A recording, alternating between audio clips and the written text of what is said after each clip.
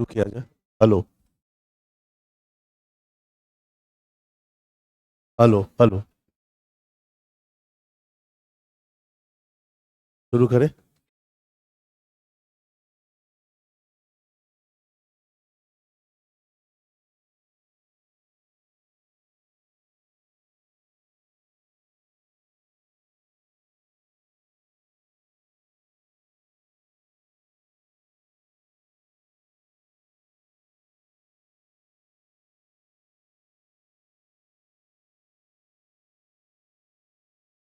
भारत चीन सीमा सुरक्षा चुनौतियां। आज थोड़ा कम पढ़ाऊंगा, ठीक है? मन अच्छा नहीं है।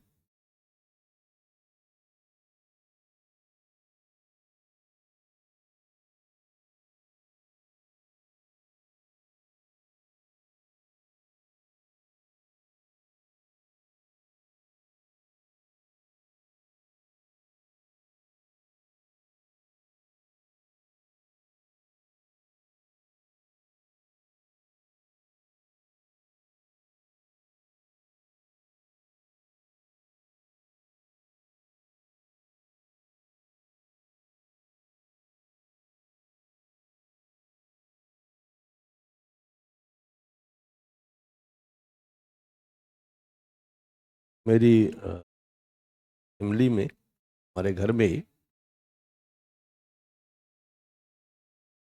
20 दिन पहले, इस क्या मतलब 17-18 दिन पहले एक सिस्ट निकला, तो बड़ा स्वाभाविक प्रक्रिया था, बायोप्सी करा लिया जाए। जब सिस्ट बायोप्सी में गया, मैं भगवान से मन्नत करता है कि चलो भाई, जो भी हो कैंसरियस न निकले। नहीं होता है। रिपोर्ट आया तो कैंसरियस निकल गया। तो टॉकिंग तो होता है, रोना धोना जो भी होता है। फिर ढेर सारे भगवान को जोर लगाया गया कि अब प्रॉपर टेस्ट होता है, फिर उसके लिए तो उसमें बहुत स्टेज शुरुआत वाला हो, क्योंकि उसमें भी कई स्टेज है, कई चीज़ें हैं जिसमें कि इलाज की गुंजाइश ज़्यादा होती है, कुछ में कम होती है।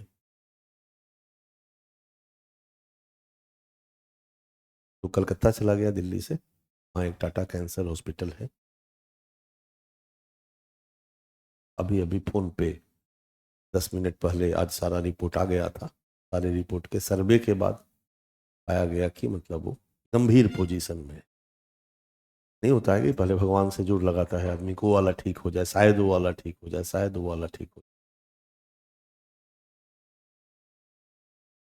गंभीर पोजीशन में है तो लड़ा जाएगा, दूसरा क्या उपाय है? जीवन है। अहमदाबाद में डॉक्टर सब खाना खा रहा था, जहाज आया और गिर गया। मरना लिखा होगा तो आदमी किसी न किसी बहाने मरता है। हम लोग अपने टॉपिक पे आते हैं, ठीक है?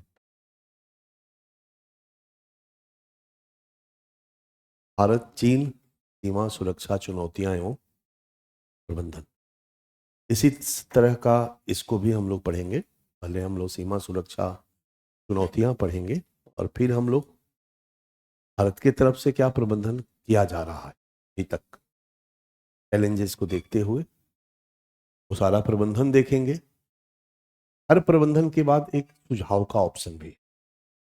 मैंने क्या किया है कि पूरे स्थलीय सीमा सुरक्षा का एक जगह सुझाव दे दिया है, और तटीय सीमा सुरक्षा के लिए एक जगह सुझाव दे दिया, ताकि पर्पस है हमारा कि क्वेश्चन पकड़ में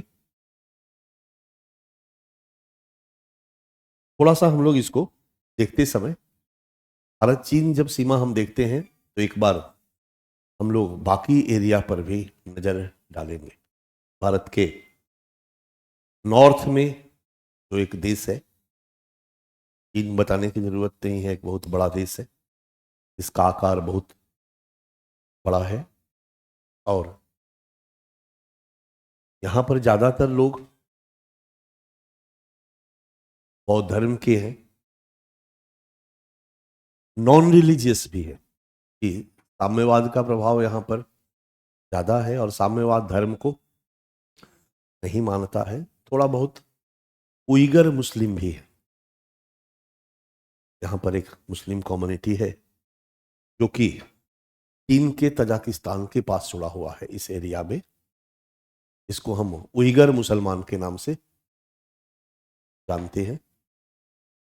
ये भी एक समस्या है चीन की, क्योंकि चीन में ये लोग चीन की सरकार के विद्रोह में खड़े हैं। चीन इन पर काफी अत्याचार करता है।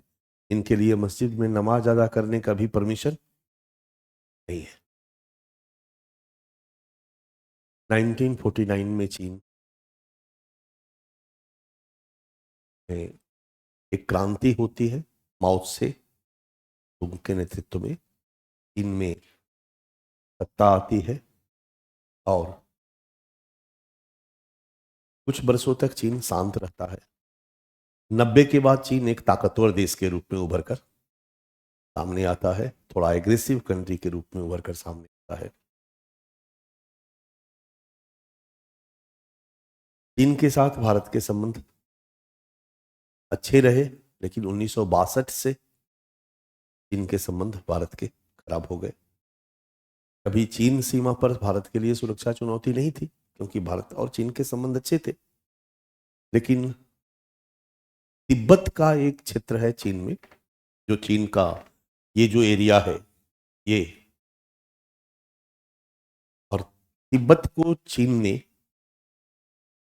अपने में जबरन मिला लिया।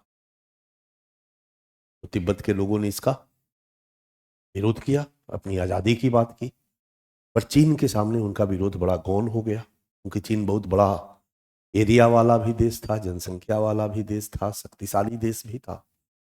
और तिब्बत में आबादी बहुत डेंस पॉपुलेशन नहीं था, तो आबादी भी कम थी।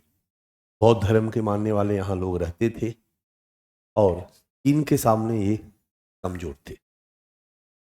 फाइनली यहाँ के बहुत सारे लोगों ने तिब्बत को छोड़ दिया। जब चीनी सेना ने तिब्बत के ऊपर बहुत ज्यादा अत्याचार करना शुरू किया, तो बहुत सारे तिब्बती शरणार्थी भारत आए। आप लोग देखते होंगे बहुत सारे तिब्बती शरणार्थियों का तिब्बती मार्केट यहाँ लगता है कई जगहों पर कि वही लोग रहते हैं और लोग बहुत सारी सामानें बेचते हैं। तो भारत में तिब्बती शरणार्थी आए, प्रताड़ित थे, तो भारत की जो नीति रही उनके प्रति सॉफ्ट रही। उनको मानवतावादी दृष्टिकोण से हमारी सरकार ने देखा, उनको शरण दिया।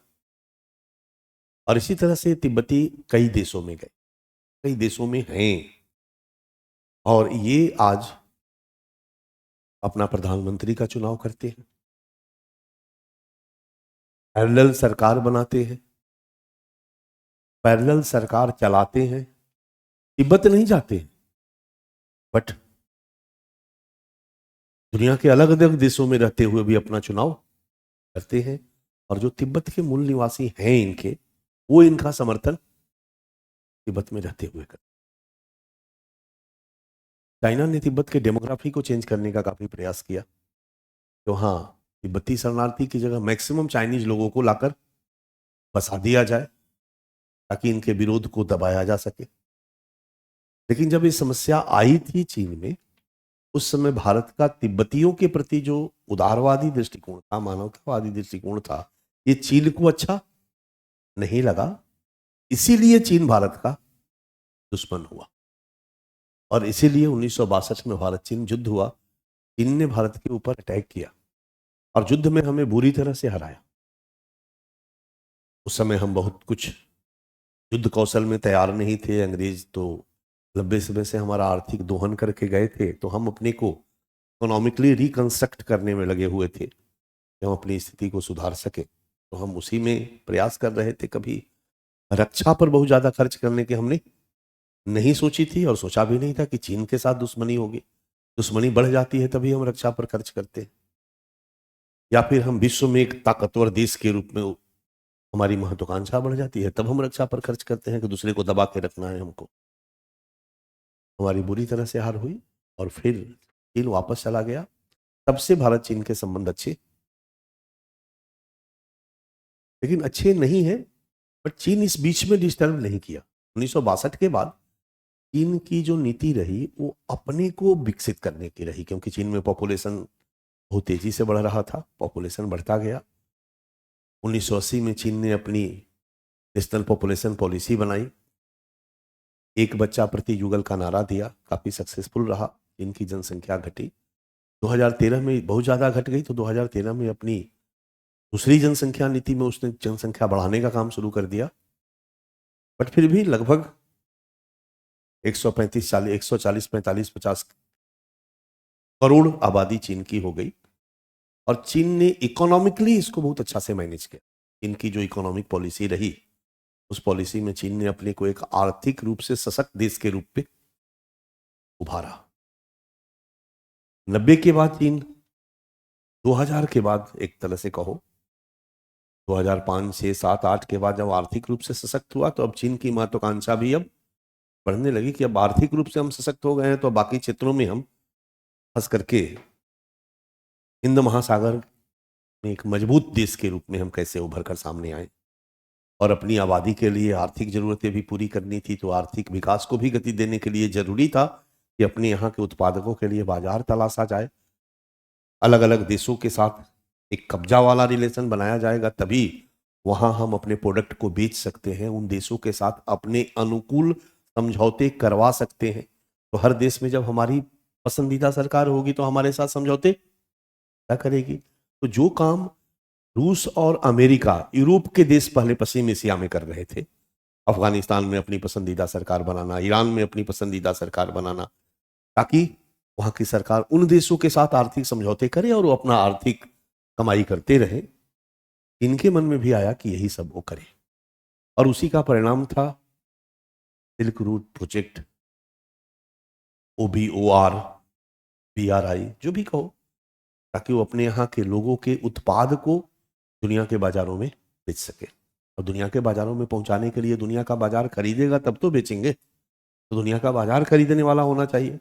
अब दुनिया का बाजार तभी खरीदेगा जब दुनिया के देशों के साथ उसके अच्छे संबंध हो। अब अच्छे संबंध भी हो, सबसे ज्यादा जरूरी है कि दबाव वाला संबंध हो, ताकि वो चीन के फायदे वाले शर्तों पर इनके साथ समझौता कर सके। तो इस सब प्रयास में भी चीन हाल के वर्षों में लगा।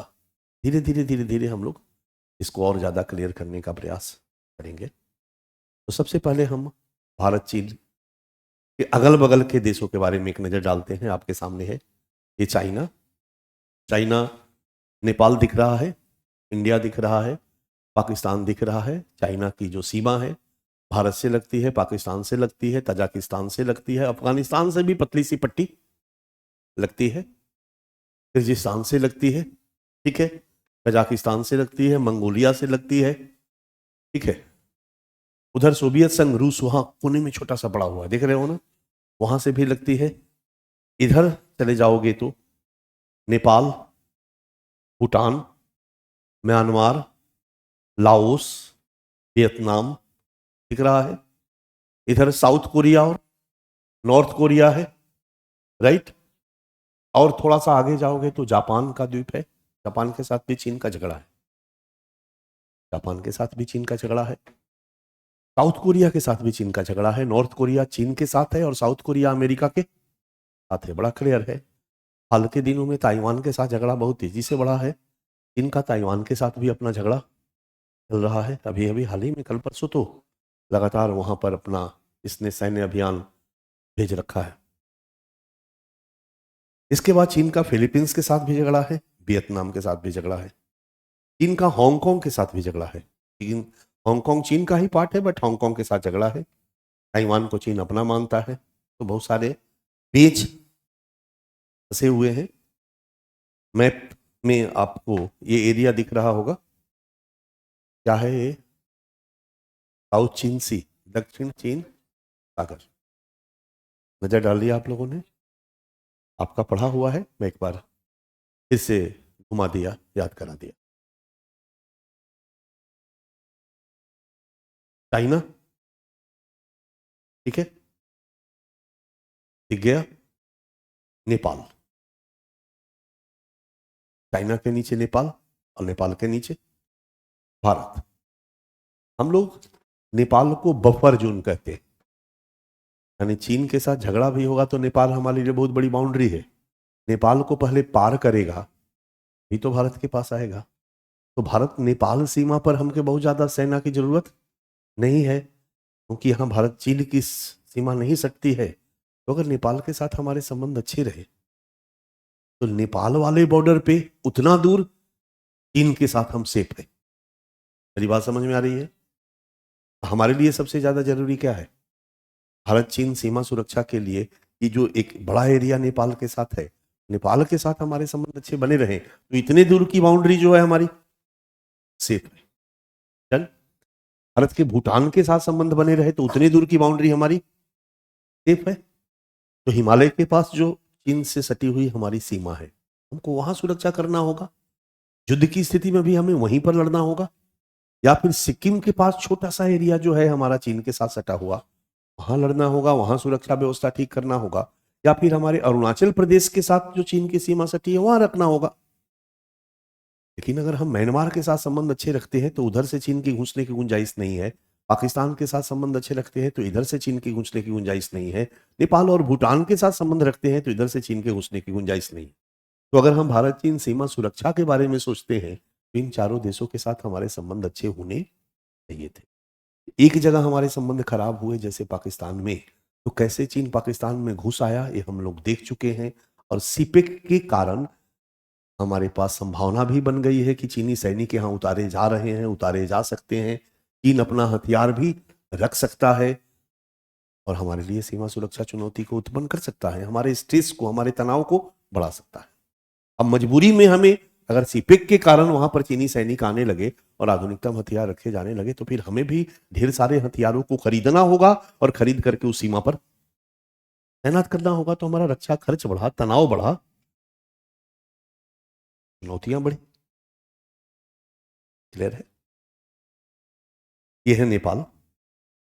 नेपाल के बाद हम एक बारगी हम सारे को देखते हैं, दिख रहा है भूटान। देखा, भूटान भी हमारे लिए बफर जोन है। और यहीं पर सिक्किम है ना, यहां से लेकर के ये सब सीमा इनके साथ टकरा रही है, दिख रहा है। यहां भी चीन की सीमा है। इसके बाद फिर ये वाला बाउंड्री भूटान का है, तो भूटान के साथ है, क्योंकि भूटान के साथ हमने ऐसा समझौता कर रखा है कि भूटान की रक्षा की जिम्मेदारी भी हमारी है। तो भूटान में भारतीय सैनिक रहते हैं और भूटान की सीमा पर अगर कोई प्रॉब्लम आता है तो उसकी सुरक्षा देना का काम भारतीय सैनिकों को। तो कहीं ना कहीं ये भी बात हमें दिमाग में रखना होगा। और ये जो इलाका है ये विवादित इलाका है। ये 3 इलाके डिस्प्यूटेड हैं चीन का भूटान के साथ, ठीक है, चीन का भूटान के साथ। इन तीनों इलाकों पर चीन दावा करता है, लेकिन ये तीनों इलाके किसके कब्जे में है? भूटान के कब्जे में। भूटान का ही है टेक्निकली, पर चीन की आदत है कि उसमें एक दावा कर देने से चीजों को विवादित क्रिएट कर दे। जैसे आपका घर है और किसी ने उस पर केस कर दिया कि ये घरवा मेरा है। घरवा समझ में आ रहा ना? कोई बिहारी भाषा इतना तो ज्ञान होगा। तो ये घर मेरा है, उतने से ही आपका घर विवादित हो गया। अब कोई खरीदने आएगा तो थोड़ा सोचेगा, है ना, क्योंकि वो डिस्प्यूटेड हो चुका है। तो तीनों एरिया पर चीन ने, ये डोकलाम है, ये जाकरलंग है और ये पासमलंग है, ये तीनों एरिया को चीन ने डिस्प्यूट किया।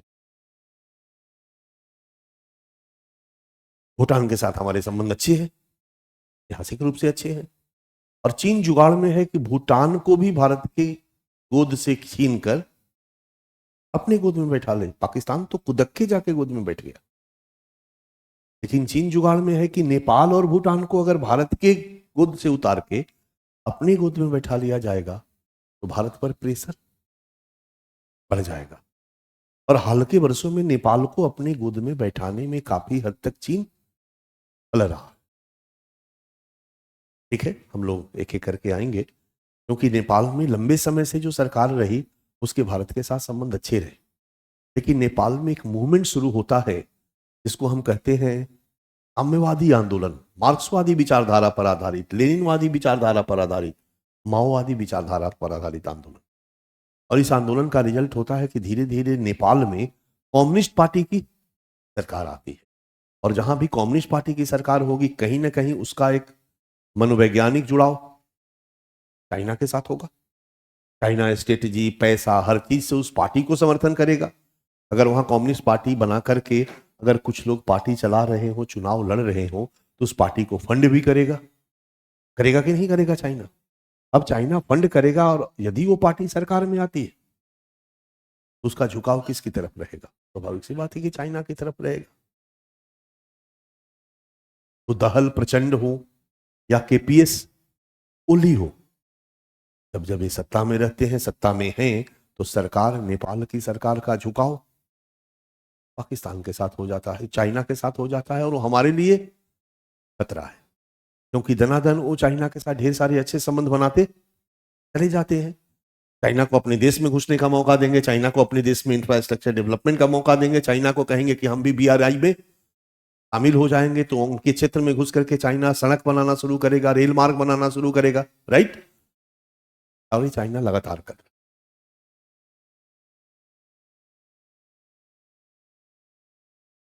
म्यांमार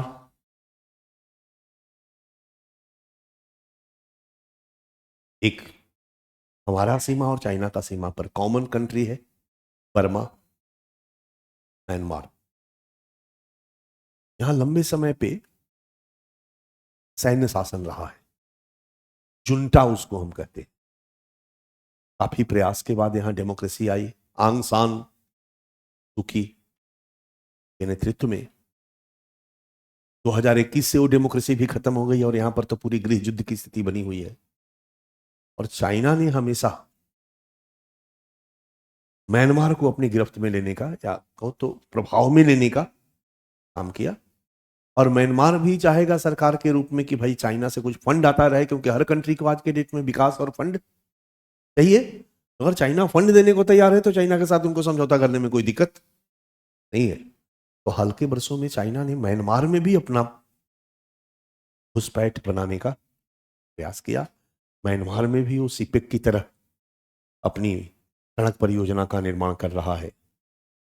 और ये सभी हमारे लिए सिक्योरिटी थ्रेट्स है। अगर हम सुरक्षा चुनौती की दृष्टि से देखें, सीमा सुरक्षा चुनौती की दृष्टि से देखें, तो ये सब हमारे लिए सीमा सुरक्षा चुनौती। म्यांमार आपने देख लिया, पूरा ये दक्षिण पूर्व एशिया है, नजर आ रहा होगा। साउथ चाइना सी, राइट, फिलीपींस वगैरह ध्यान में है। ये सिंगापुर दिख रहा है, मलेशिया वगैरह दिख रहा है। This is Malaysia, this is Malaysia. ये मलक्का स्टेट, ये क्या है? अंडमान निकोबार। इसके नीचे से हम चले, दक्षिण चीन सागर का रास्ते मैक्सिमम व्यापार मलक्का स्टेट का होता है।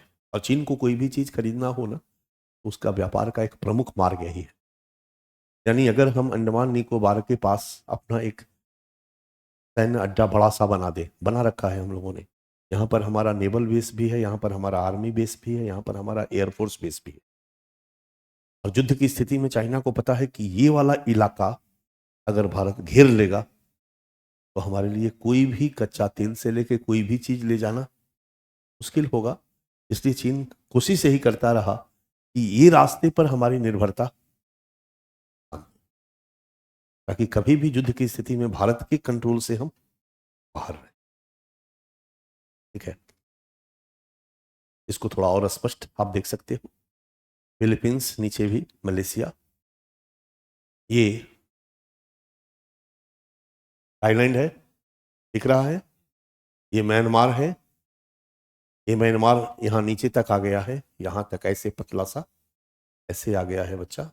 ठीक है, ये थाईलैंड भी यहाँ पतला टाइप का नीचे तक आ गया है, यहाँ तक आ गया है थाईलैंड, ऐसे है थाईलैंड।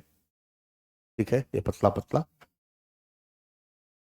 और ये मलेशिया हो गया, सिंगापुर हो गया, डन। नीचे ऑस्ट्रेलिया, न्यूजीलैंड, कोई भी व्यापार, साउथ चाइना सी, फिलीपींस वगैरह का मैंने बता दिया, ताइवान, कोई भी व्यापार इसी रास्ते हो रहा है यहाँ से। फिर यहाँ से श्रीलंका से नीचे नीचे, मालदीव के ऊपर ऊपर, लक्षद्वीप के नीचे नीचे, या तो ये ग्वादर साइड चला जाता है और फिर या तो ये गल्फ ऑफ अदन के रास्ते अंदर घुस जाता है और उधर से यूरोप निकल जाता है स्वेज नहर के रास्ते होते हुए। मैप में कंसेप्ट बिल्कुल क्लियर है।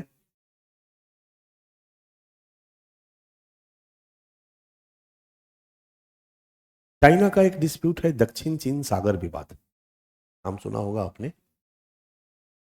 दक्षिण चीन सागर में चाइना अंतर्राष्ट्रीय समुद्री कानून को नहीं मानते हुए यहां के जितने भी रिसोर्सेज हैं उसमें माइनिंग करता है, और जब फुल माइनिंग करता है तो अंतर्राष्ट्रीय कानून कहता है कि किसी भी देश के सीमा से 200 समुद्री माइल तक का एरिया इस देश का होगा।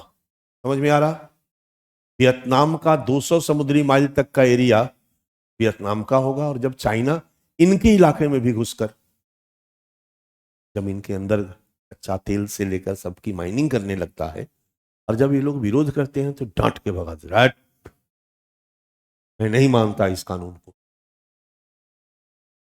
कर हो गई जबरदस्ती, जैसे अमेरिका करता था। अब इस इलाके में,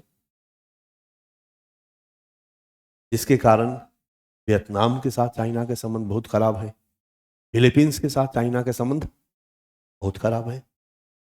उधर ऊपर में ये ताइवान को भी अपना कहता है। अगर कोई देश कहता है ताइवान के साथ मेरा संबंध, कहता ताइवान मेरा देश है, ये मेरा है। वो ताइवान की आजादी को या एक संप्रभु राष्ट्र राज्य के रूप में अस्तित्व को स्वीकार नहीं करता है, मान्यता नहीं देता।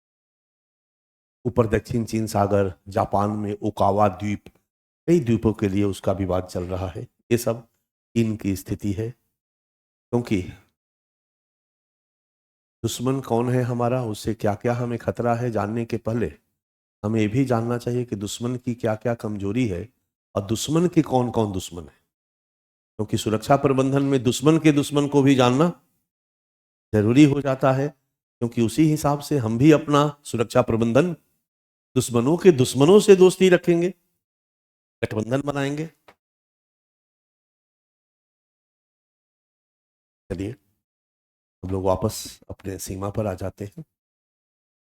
पीछे देख चुके हैं हम लोग, भारत चीन की जो सीमा है वो 3488 किलोमीटर लंबी सीमा है, और इस सीमा को हम दुरूह और अछिद्रिल सीमा कहते हैं। दुरूह और अछिद्रिल सीमा और छिद्रिल सीमा। छिद्रिल सीमा का मतलब है कि जब चाहे तब उस पार, जब चाहे तब इस पार, यानी इस पार से उस पार जाने में कोई कठिनाई नहीं। म्यांमार सीमा में छिद्रिल सीमा है, जंगल उंगल है, पहाड़ है, आराम से इधर से उधर लोग चले जाते हैं, बाउंड्री नहीं है, कोई भी फेंसिंग नहीं है ना। छिद्रिल का मतलब आसान है आना जाना, घुसपैठ आसान है, मतलब छेद वाली सीमा, आना जाना।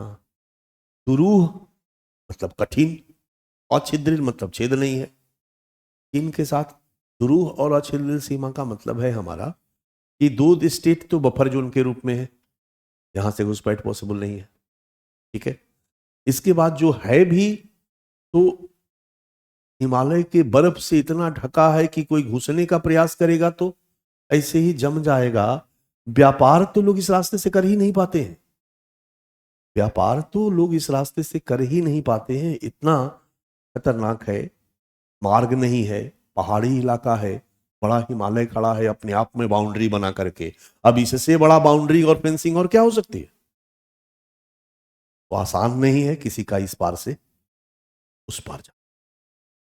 इसलिए कहा गया कि अछिद्रिल सीमा है, और दुरूह का मतलब कठिन है, आना जाना भी कठिन है और निगरानी भी कठिन है।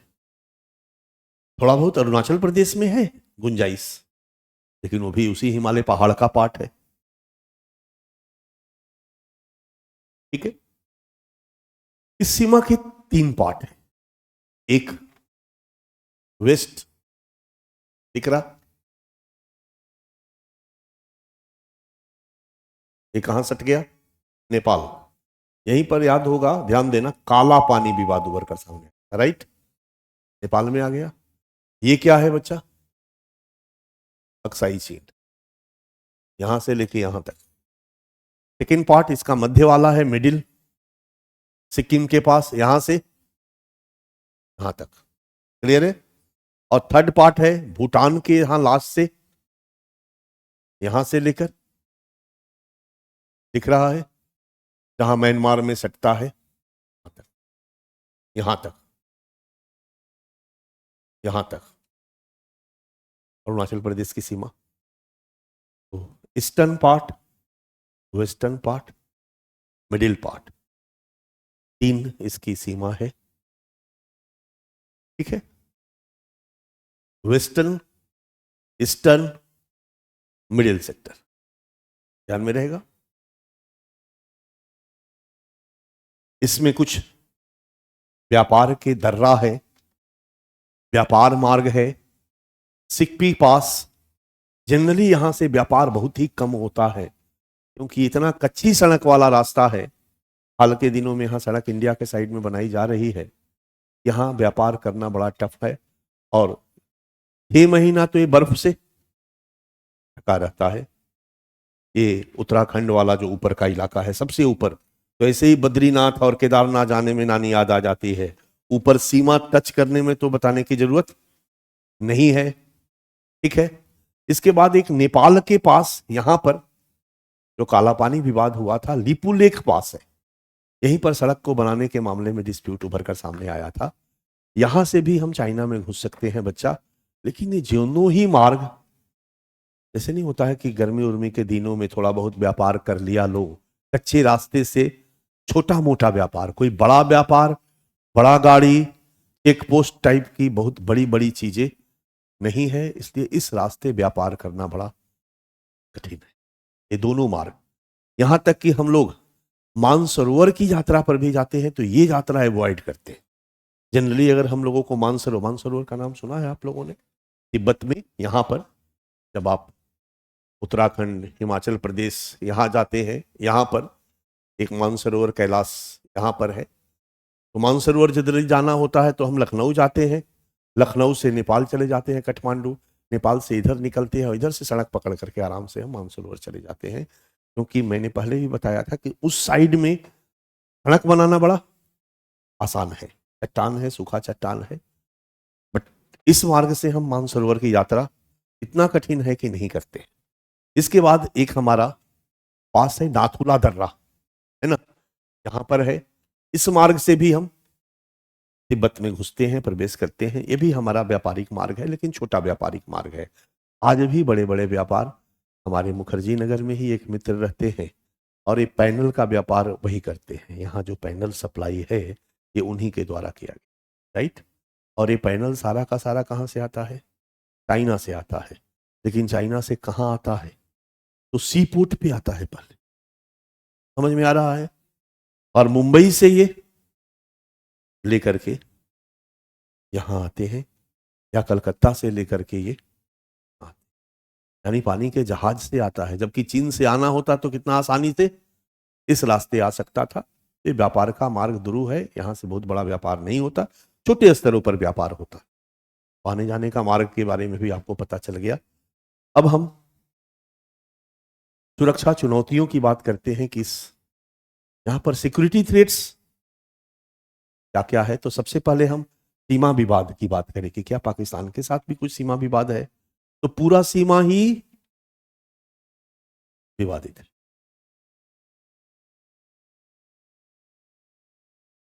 क्योंकि पाकिस्तान, चीन के साथ जो हमारी सीमा है वो टेक्निकली चीन के साथ नहीं है, तिब्बत के साथ, और चीन का पार्ट है तिब्बत आज के डेट में। तिब्बत से कोई अलग से आइडेंटिटी तो है नहीं। और तिब्बत के साथ जो हमारी सीमा निर्धारण हुई उसको हम मैकमोहन लाइन के नाम से जानते हैं। मैकमोहन रेखा सुने होंगे, पढ़े होंगे। और 1914 में एक शिमला समझौता हुआ था। 1914 मतलब ईस्ट इंडिया कंपनी भारत को रिप्रेजेंट कर रही थी और तिब्बत सरकार के बीच, तिब्बत सरकार के बीच और भारत सरकार के बीच, ईस्ट इंडिया कंपनी के बीच एक शिमला समझौता होता है। उसी शिमला समझौते के तहत मैकमोहन रेखा को ही भारत और तिब्बत की, यानी आज में भारत और चीन की सीमा रेखा तय कर लिया जाता है। डन।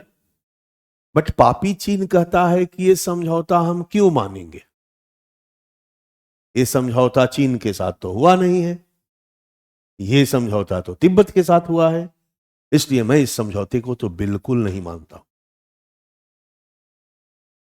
बिल्कुल नहीं मानता। इसलिए 1962 में उसने जब भारत को हराया, भारत में अंदर तक घुसा, वापस गया, बड़ा शराफत के साथ आया, 2-4 किलोमीटर अंदर तक घुसाया, फिर शराफत के साथ वापस भी चला गया। लेकिन वापस जाने के बाद केवल और केवल एक जगह वापस नहीं गया, अक्साई चीन, राइट।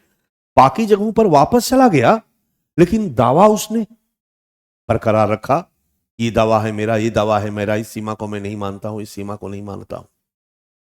उसने दावा जारी रखा, यानी सीमा को विवादित बना दिया। पूरा का पूरा सीमा विवादित, सीमा विवाद। पहली सुरक्षा चुनौती देखें हम, मैकमोहन रेखा विवाद। 1914 में ब्रिटिश सरकार और तिब्बत सरकार के बीच शिमला समझौते के आधार पर निर्मित सीमा, जिसे चीन स्वीकार नहीं करता है।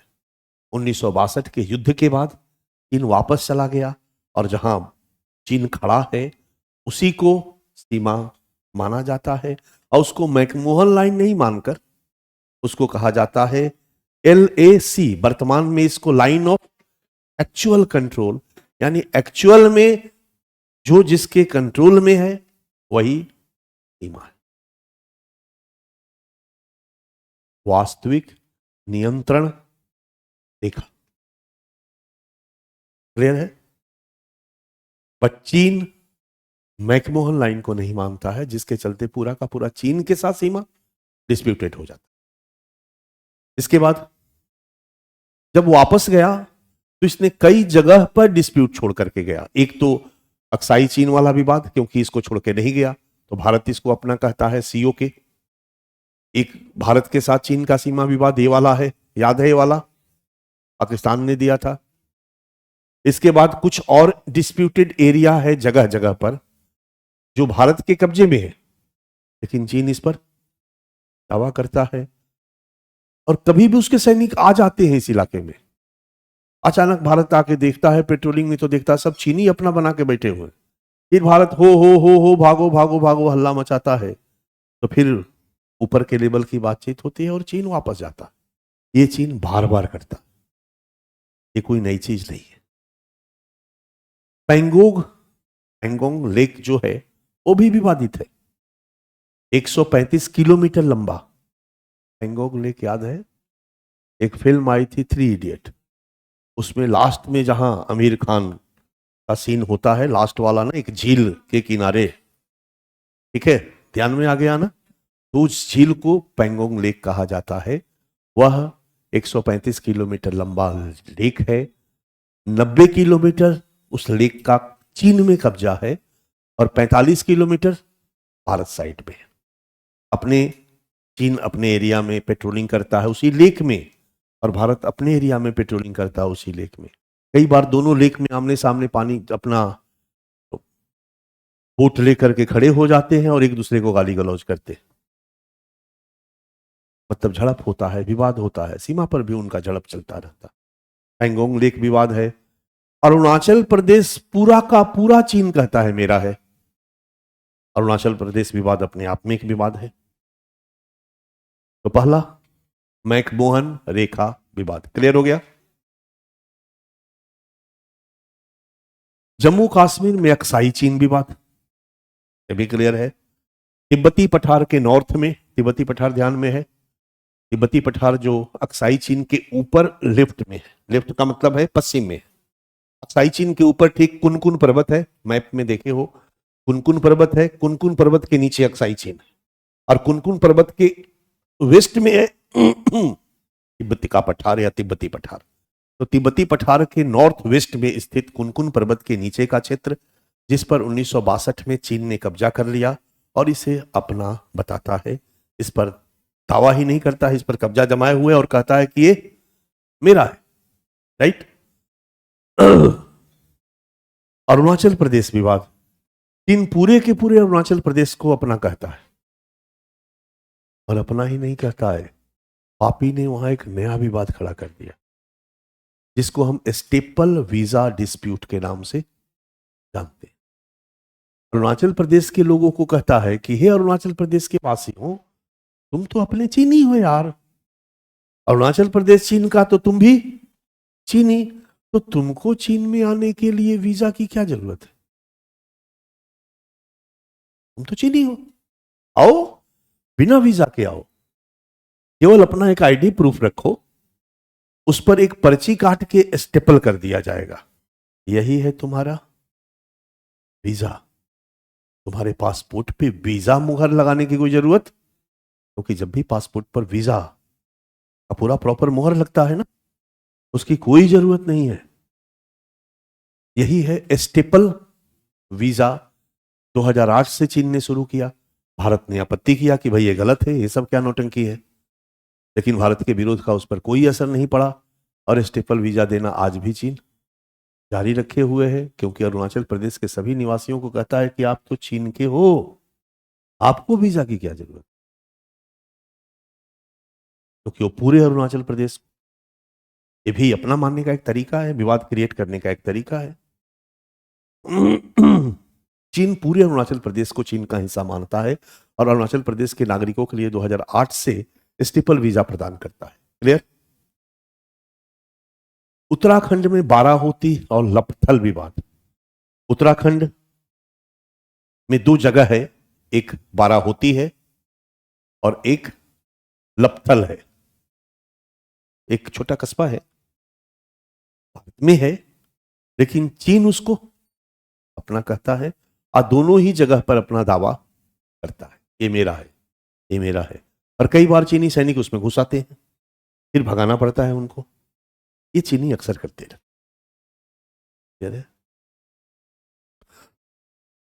दिखा दिया मैंने। पेंगोंग लेक विवाद, पेंगोंग लेक पर चीन द्वारा दावा, और वर्तमान में पेंगोंग लेक का 90 किलोमीटर क्षेत्र चीन के पास, 45 किलोमीटर भारत के पास, टोटल 135 किलोमीटर लंबा ये सीमा विवाद है। और नीचे मैंने लिख दिया है कि उपरोक्त के अलावा संपूर्ण सीमा को चीन विवादित मानते हुए कई जगहों पर सैन्य घुसपैठ करता है, कई जगहों पर उसके सेना घुस के चले आते हैं, क्योंकि वो कहता है कि हम शिमला समझौते को नहीं मानते। शिमला समझौता भारत और चीन के बीच नहीं हुआ है, वो तो भारत और तिब्बत के बीच हुआ। क्लियर है।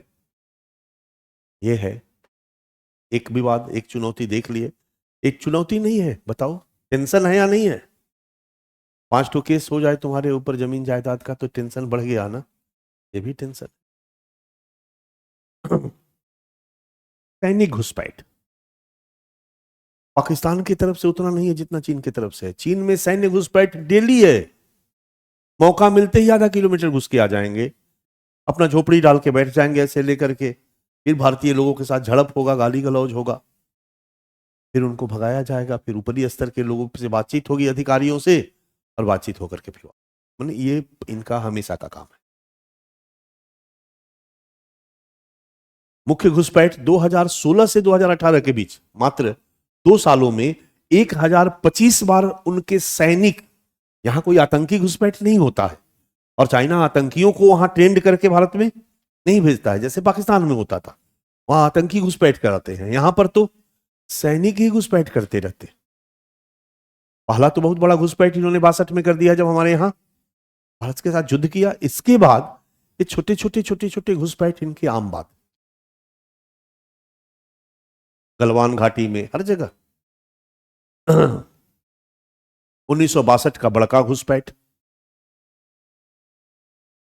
बड़का समझ में आ रहा। 2013 में लद्दाख के दौलत बेग ओल्डी में चीनी सैनिकों ने बंकर बना लिया। दौलत बेग ओल्डी हमारे भारत में है, ये अक्साई चीन के ऊपर कोने में अवस्थित है, यहां पर, ठीक है। और यहां पर बहुत पहले से हमारा एक टूटा फूटा सा एयरबेस है, यही हमारा इकलौता एयरबेस था बच्चा। हम लोगों ने इस एयरबेस को 63 में शुरू किया था, 1963 में। तो सोचो कि पूरे चीन सीमा पर एक सिंगल इकलौता एयरबेस था। 63 में शुरू हुआ था और 66 में खराब हो गया। 66 में खराब हुआ तो खराब ही रहा, हम लोगों ने बनवाने का प्रयास नहीं किया। बना कब? 2008 में। अब यहां पर और 2 एयरबेस का निर्माण हम लोगों ने करना शुरू किया, एक न्योमा में और वहीं एक बगल में। 2 एयरबेस का मतलब इंफ्रास्ट्रक्चर डेवलपमेंट हमारे एरिया में नहीं होगा तो युद्ध की स्थिति में बैकअप कहां से होगा? ये सब तो होना चाहिए, और हमारा एयरबेस तक नहीं है। जबकि वहां पर लगातार एयरबेस 16 हवाई पट्टी का निर्माण करके वो लोग एकदम रेडी बैठा हुआ। ये हमारे लिए टेंशन का बात है। चीनी सैनिकों ने 2013 में हमारे सैनिक गए तो देखिए दौलत बेग ओल्डी में बंकर बना के चीनी सैनिक बैठे हुए हैं। ओ हंगामा हुआ पूरा जोर शोर से। हमारे बीच समझौता है कि जब भी कोई होगा तो पहले ऊपरी अधिकारियों के बीच बातचीत होगी, मीटिंग होगी, दोनों के कमांडर मिलेंगे, बातचीत करेंगे और बातचीत से मामले को सुलझाने का प्रयास किया जाएगा। यदि उससे नहीं होता है तो फिर ऊपर के विदेश मंत्री के स्तर पर बातचीत होगी, ठीक है। तो बातचीत करके हम लोग सुलझाते हैं, लेकिन ये काम डेली चीनी करते हैं। उनको छूट दे दी गई है कि झगड़ा करते रहो, हम सुलझा देंगे। सितंबर 2014 में चुमार सेक्टर में चीनी सैनिक 1.5 किलोमीटर तक अंदर घुस गए। अचानक हमारे यहाँ के सितंबर में जब हमारे यहाँ के सैनिकों ने देखा कि चुमार क्षेत्र में 1.5 किलोमीटर तक चीनी सैनिक आकर के अपना झोपड़ी बना के बैठे हुए हैं हथियार लेकर, और ये तब जब हमारे यहाँ मई में नरेंद्र दास दामोदर दास मोदी प्रधानमंत्री बन चुके थे और शी जिनपिंग भारत की यात्रा पर थे, और उसी सितंबर में शी जिनपिंग हमारे मोदी साहब के साथ अहमदाबाद में झूला पर झूल रहे थे, और उधर चीनी सैनिक चुमार में घुसपैठ कर रहे थे। सोचो,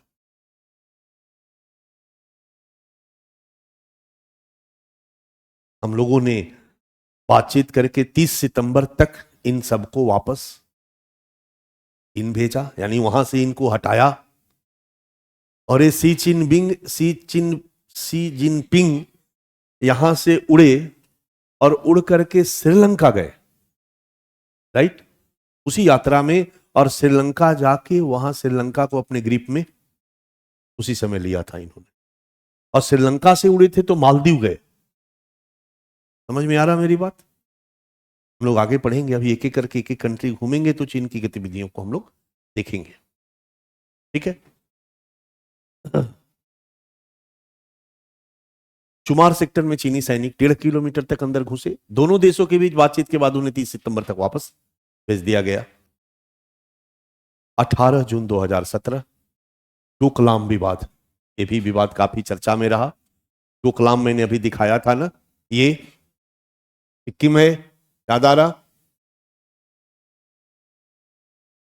कोई बताएगा ये क्या है?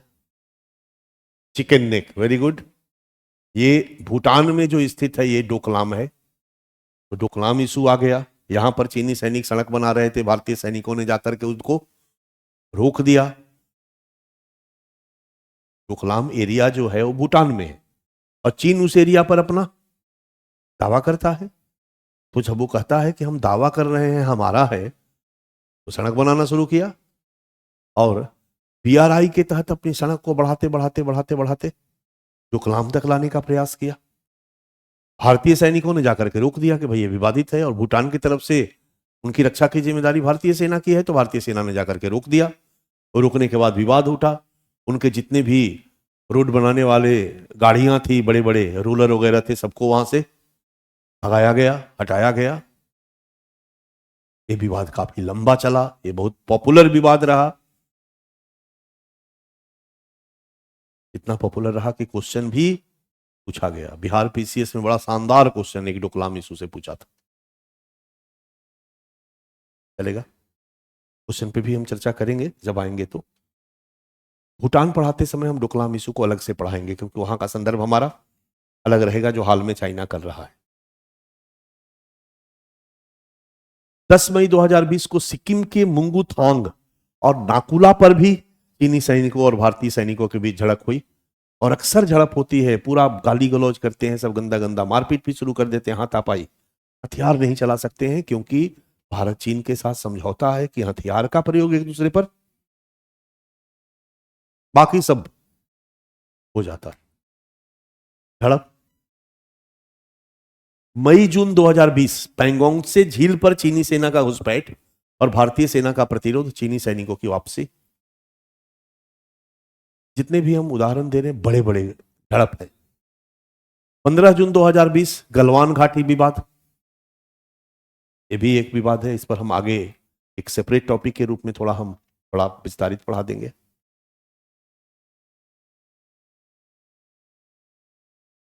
बाराहूती, गलवान घाटी विवाद कहां है? अक्साई चीन है ना, यहां पर गलवान घाटी विवाद हुआ था।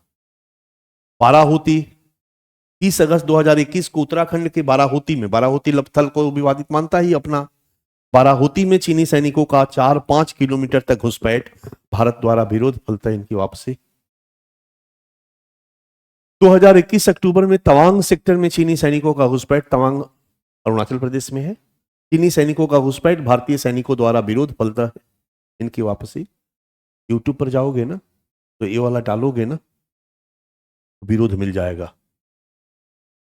यूट्यूब पर भारतीय चीन सैनिक झड़प या कुछ करके डालोगे तो उधर से चीनी सैनिक खड़े हैं, इधर से भारतीय सैनिक, और पूरा धक्कम धुक्की पत्थरबाजी सब हो रहा है। मुझे लगता 3-4 मिनट का वीडियो है, 4 मिनट का यूट्यूब पर 3-4 वीडियो है पड़ा हुआ, चारों वीडियो देखना। वो चीनी में गाली दे रहे हैं। उस वीडियो की सबसे बड़ी खासियत पूछो क्या है, उसमें सबसे मजेदार चीज क्या होगा कि इधर वाले भोजपुरी में गाली दे रहे हैं, क्योंकि उनकी चीनी इनको समझ में नहीं आ रही है और इनकी भोजपुरी उनको समझ में नहीं आ रही। ठीक है, फलतः इनकी वापसी। दिसंबर 2022 भारत चीन सीमा पर तवांग के पास चीनी सेना द्वारा घुसपैठ का प्रयास, फलतः भारतीय सेना और चीनी सेना के बीच हिंसक झड़प। 2 जनवरी 2024 चीनी सैनिकों द्वारा भारत चीन सीमा पर चुसुल सेक्टर में पेट्रोलिंग पॉइंट 35 और 36 के बीच भारतीय जो चरवाहा थे उनको कि चीनी सैनिकों ने रोक दिया, नहीं जाने दिया। इसको लेके विवाद हुआ। वो डेली उसी में जाते थे, वहीं चरवाहा का काम करते थे, भारत का एरिया था। चीनी सैनिक आगे बढ़ के रोक दिए कि भाई हमारा इलाका है, इसमें तुम्हें आने की जरूरत नहीं है। भारतीय चरवाहों को चारागाह क्षेत्र तक जाने से रोका गया। यह चारागाह क्षेत्र भारत सीमा के अंतर्गत आता है। इस तरीके से वो बार बार घुसपैठ करते रहे। क्लियर है?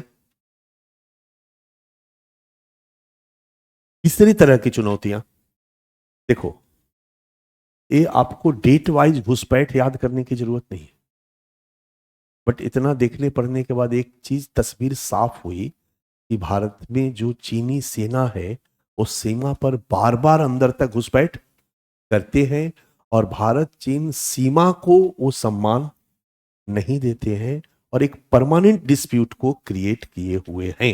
एक लाइन तो हमारे दिमाग में बैठा हुआ है, एक वाक्य ही हमें लिखना है आंसर में, और उसी बीच कोई अगर लेटेस्ट कुछ घटना घटी होगी एग्जाम्पल के रूप में दे दो, तो तुम्हारा एग्जाम्पल देना बताएगा कि आप अवेयर हो। एग्जामिनर के नजर में आपका कद बढ़ा, बस यहां आशय यही है। तो इसको इस तरीके से दिखाने का मतलब मेरा यही है कि एक समझ विकसित रहे कि क्या चल रहा है, बाकी सारे को रटने की जरूरत नहीं है। और इसमें से एक दो तो अपने आप याद रहेगा। 10 चीजें पढ़ते हो तो 1-2 घटनाएं ऐसे ही दिमाग में रहे। तीसरी हमारी सुरक्षा चुनौती है कि हाल के वर्षों में चीन ने अपने एरिया में इंफ्रास्ट्रक्चर डेवलपमेंट का काम बहुत तेज किया। पाकिस्तान में भी हम ये पॉइंट डील किए थे। इंफ्रास्ट्रक्चर डेवलपमेंट का काम बहुत तेजी से किया है। अब जब सामने वाला इंफ्रास्ट्रक्चर डेवलपमेंट बहुत तेजी से कर रहा है तो हमारे लिए थ्रेट तो है, क्योंकि हमारे तरफ न सड़क है।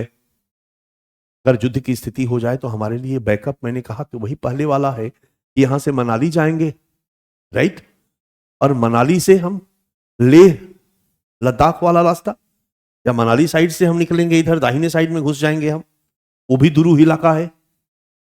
फिर यहां से हम या तो हम उत्तराखंड घुसे, हिमाचल अरुणाचल और हिमाचल प्रदेश मनाली नहीं जाए, उत्तराखंड घुसे और उत्तराखंड से सीधे हम काला पानी वाले इलाके को पकड़ ले,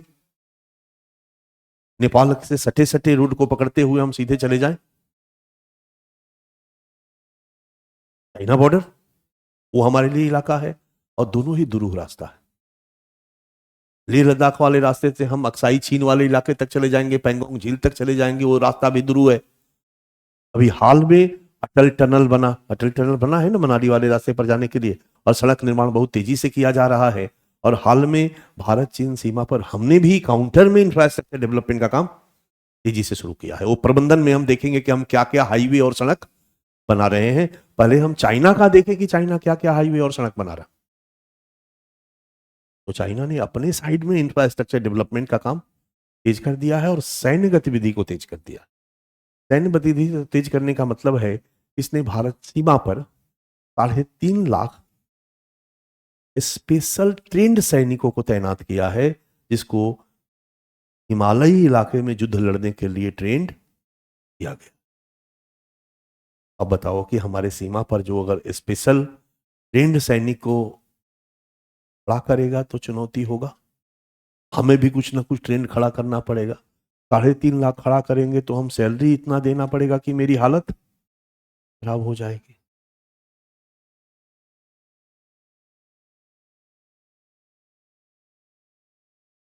चीन द्वारा एलिट कॉम्बैट फोर्स एक नया फोर्स ये बनाते हैं और 3.5 लाख इस तरह के फोर्स ये विशेष प्रशिक्षित फोर्स है जिनको भारत सेना के साथ लड़ने के लिए ट्रेंड किया गया है। एलिट कॉम्बैट फोर्स की भारत सीमा पर तैनाती की जाती है। तैनाती हमारे लिए चुनौती है, कहीं ना कहीं काउंटर करना होगा, कुछ ना कुछ उपाय करना होगा। हम लोगों ने स्पेशल ट्रेन शुरू कर दिया है, काउंटर में हमको बनाना पड़ा, पहला। दूसरा, काराकोरम रेंज में चीन द्वारा ढेर सारा हाईवे का निर्माण, चीन पाक आर्थिक गलियारा का निर्माण, सीपेक बनाया काराकोरम रेंज में, उधर से पाकिस्तान साइड से सीपेक बना दिया, इधर से एक सड़क बनाया, वहीं से सिंजियांग प्रांत देख रहे हो, कासगर, वहीं से एक सड़क निकल रही है जो इधर आ रही है। NH219 कहलाता है ये, NH219 नेशनल हाईवे 219। ये ऐसे भारत के सीमा से सटे सटे जाता है और नेपाल के ऊपर जाकर के एक सड़क आ रही है लहासा वाली, वहीं पर जाकर के मिल जाता है। घेराबंदी पूरी है और ये हाईवे है इसका, ठीक है। काराकोरम रेंज में चीन द्वारा हाईवे का निर्माण, चीन पाक आर्थिक गलियारा का निर्माण, 16 नए सैन्य हवाई पट्टी का निर्माण, नया हवाई पट्टी बना दिया है 16, 15 का नवीकरण, 15 पुराने को नया किया, तो 15 और 15 30 और 1 31 और मेरे तरफ 1, याद है, समझ सकते हो अपनी स्थिति कैसे है। 1 और 2 हम लोगों ने भी निर्माण शुरू किया है, बन गया है लगभग, तो 3 दौलत बेग ओल्डी वाला, नेमा वाला हमारी तरफ से तो, लेकिन कम है ना यार 31 की तुलना में। अरे लगातार नया नया बना रहा तो टेंशन तो होगा ना भाई, क्यों बना रहे हो, जो दूध लड़ने का मूड है क्या, होगा। तीसरा, अप्रैल 2024 में यूरोपियन स्पेस एजेंसी द्वारा एक सैटेलाइट तस्वीर जारी की गई और उसमें दिखाया गया, चीन ने कहा कि हम नहीं बना रहे, उसमें दिखाया गया कि सियाचिन के उत्तर में चीन द्वारा तेजी से सड़क का निर्माण किया जा रहा। मतलब ये बहुत तेजी से इंफ्रास्ट्रक्चर डेवलपमेंट का काम कर रहा, और उधर चीन के साथ हमारे संबंध भी गड़बड़ है। तो चीन के साथ संबंधों का गड़बड़ होना और चीन द्वारा इंफ्रास्ट्रक्चर डेवलपमेंट का काम तेज करना, एक सुरक्षा अधिकारी के रूप में आपकी ड्यूटी बनती है कि आप इसका काउंटर करने का प्रयास करें।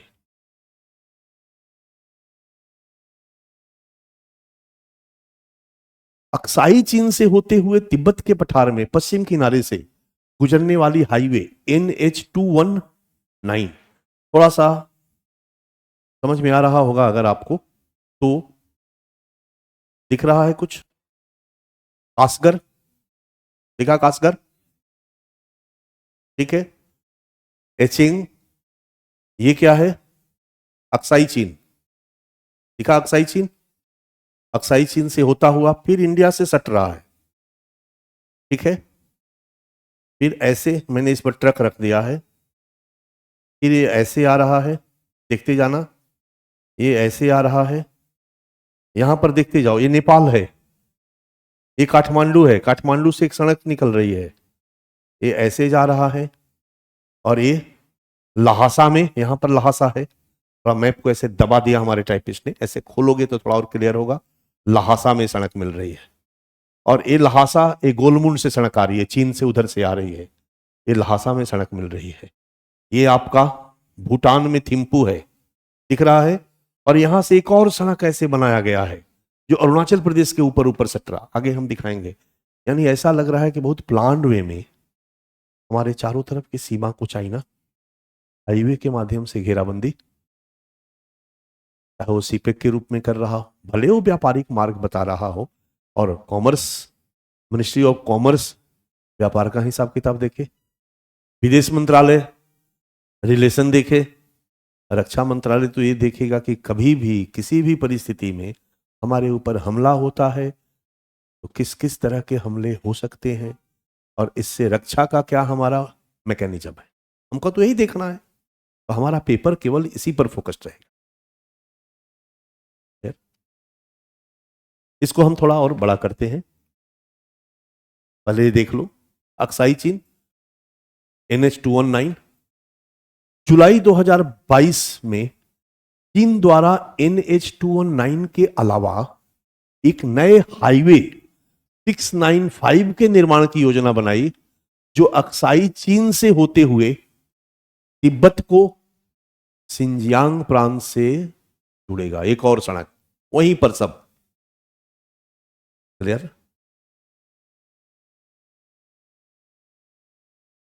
अब फिर से आ जाओ वही लहासा के पास। लहासा छोटा सा दिखाई दिया था, तिब्बत में लहासा। इधर कहानी बन गई, नेपाल में कम्युनिस्ट सरकार आ गई, कम्युनिस्ट सरकार को भी चीन ने धीरे से प्यार से उठा के गोद में बैठा लिया। नेपाल की जनता भी भारत के विरोध में हो गई। विरोध में इसलिए हुई बच्चा, छोटा सा कहानी है एक, नेपाल दिमाग में है, नेपाल का उत्तरी नेपाल जो है वो पहाड़ है, और वहां पर रहते कौन कौन है? नाटे नाटे चपटे चपटे, मंगोलायड रेस के लोग, मंगोलायड प्रजाति के लोग होते हैं ना, नॉर्थ ईस्ट में जैसे होते हैं, चाइना में जैसे होते हैं वो। और नेपाल के नीचे दक्षिण में जो घाटी वाला इलाका, उसमें रहते हैं हमारे आपके जैसे लोग, पाठक जी, मिश्रा जी, पांडे जी, यादव जी, शर्मा जी, गुप्ता जी, राइट। और उनकी रिश्तेदारी है यूपी में और बिहार में, क्लियर है? मतलब ये हमारी तरह हमारे मूल के लोग हैं, राइट। और वो पहाड़ी है, वो असली चीनी जैसे वो लगते हैं और भारतीय जैसे देखने में लगते हैं। इनको मधेसी कहा जाता है, ठीक है। अब पॉपुलेशन डेंस कहां होगा, घाटी में या पहाड़ पर? घाटी में। पॉपुलेशन ज्यादा घाटी में है, ज्यादा आबादी घाटी में है। नेपाल का टोटल पॉपुलेशन का एक अच्छा खासा हिस्सा कम एरिया में है, और ऊपर का बिखरा हुआ एरिया। लेकिन नेपाल में जो पार्लियामेंट्री एरिया का निर्धारण हुआ वो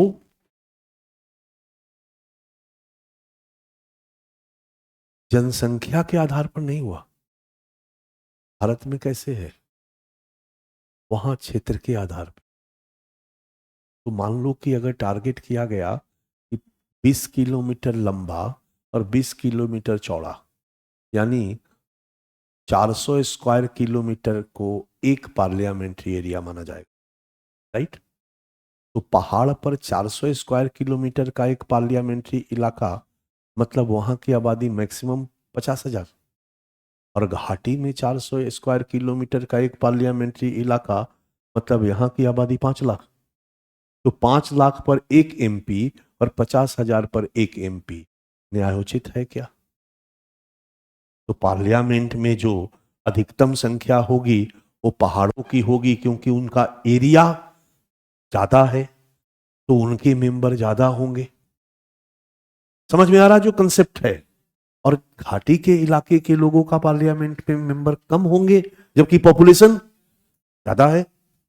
और ज्यादा मेंबर जिसके होंगे सरकार उसी की होगी और सरकार उन्हीं के पक्ष में काम करेगी। तो नेपाल की सरकार पहाड़ी इलाकों के लोगों के फेवर में काम करती नजर आती है और घाटी के लोगों के हितों की कई रूपों में उपेक्षा।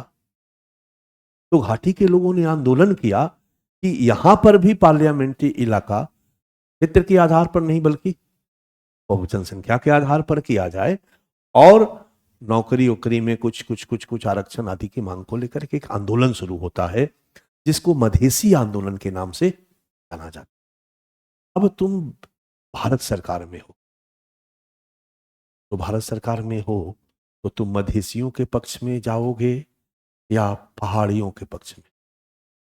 मधेसियों के पक्ष में, क्योंकि भारत के यूपी और बिहार के ढेर सारे लोगों की सहानुभूति किसके पक्ष में रहेगी? मधेसियों के पक्ष में। तमिलनाडु केस में यही हुआ, क्योंकि तमिल लोग चाहते थे कि श्रीलंका में तमिल हितों की रक्षा की जाए। तो सरकार की व्यवस्था थी कि अगर तमिल हितों की रक्षा की बात नहीं करेगा तो विपक्ष सरकार को घेरेगा और तमिल वोट सरकार से दुखी हो जाएगा। तो यूपी बिहार का वोट दुखी न हो, सरकार ने मधेसियों का थोड़ा सा साथ दिया। थोड़ा नहीं दिया, साथ नहीं दिया, बल्कि जब उन्होंने आंदोलन में बंद किया तो भारत ने भी यहां से अपनी जाने वाली गाड़ियों को बंद कर दिया कि भाई बंद है तो हम क्यों भेजे। परिणाम वहां पर बहुत सारी चीजों की किल्लतें होने लगी, महंगाई बढ़ने लगी। तो चीन ने कहा कि मैं हूं ना, आओ यहां से ले जाओ सब पेट्रोल डीजल सारा सामान। मधेसी नीचे घाटी में बंद का आयोजन किए हुए हैं, पहाड़ के ऊपर उत्तर साइड में, नॉर्थ साइड में। समझ में आ रहा मेरी बात? यहीं से वहां के पहाड़ की जनता जो है वो भारत के खिलाफ हो गई, और जो पाकिस्तान चाइना समर्थित वहां सरकार बनी ओली की, प्रचंड की, यहीं से चाइना ने नेपाल में घुसपैठ करना शुरू किया, नेपाल की सरकार को अपने फेवर में करना शुरू किया, और उसने बीआरआई के तहत नेपाल को जोड़ा और नेपाल में भी इंफ्रास्ट्रक्चर डेवलपमेंट का काम और सड़क बनाने का काम शुरू कर दिया है। अब ये हमारे लिए सिक्योरिटी थ्रेट्स है। जैसे वो पाकिस्तान में घुसा इसी पैक के रूप में, वैसे ही वो नेपाल के में घुस गया, और नेपाल में उसने एक लहासा से सड़क बनाई। कहां की? काठमांडू। लहासा से एक सड़क इसने बनाया काठमांडू तक, दिख रहा? सड़क रेल मार्ग परियोजना, सड़क रेल मार्ग परियोजना लहासा से काठमांडू। और दूसरी परियोजना लहासा से इधर घुस गया नेपाल, और यहां से ये आ गया बीरगंज। एक तो आ गया ट्रोमो। ट्रोमो ये जो है ये सिक्किम के पास है, और ट्रोमो से ही सड़क बनाया जा रहा था और सटा करके डोकलाम में। ये डोकलाम दिख रहा है हल्का सा, ये डोकलाम जिसके लिए भी बात हुआ, एक सड़क यहां तक बना दिया, और लहासा से एक सड़क बनाया, सड़क रेल मार्ग परियोजना, दोनों साथ साथ। ये कौन जगह है? अरुणाचल के पास। पूरी अरुणाचल के से घेराबंदी कर दिया। अब हम इसको इस रूप में देखेंगे कि इधर से पूरा घेरा कर दिया, पाकिस्तान साइड से सीपक के रूप में घेराबंदी कर दिया, पूरे NH 219 के माध्यम से घेराबंदी कर दिया। तो ये हमारे लिए सिक्योरिटी थ्रेट्स है। युद्ध की स्थिति में हमारे लिए बहुत निगेटिव हो जाएगा अगर हमने इसका काउंटर नहीं किया। क्लियर है?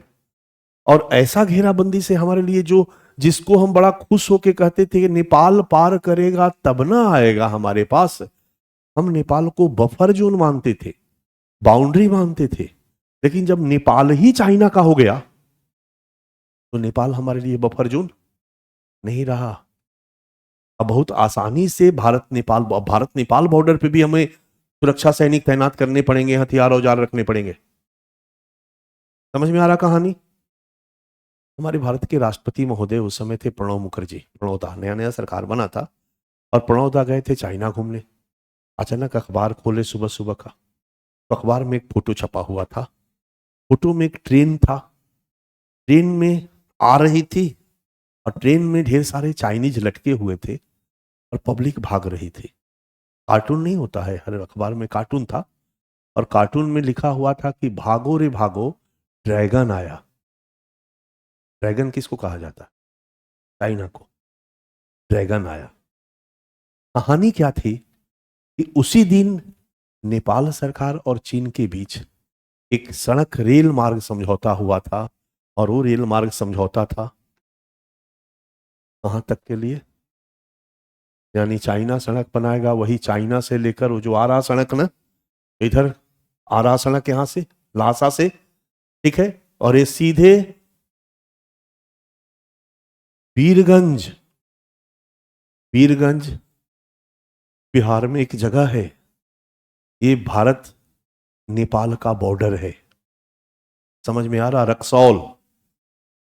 यहां तक चीन के आने का मतलब तो हमारे भारत के बॉर्डर पे आ गया। भागो रे भागो, ड्रैगन आया।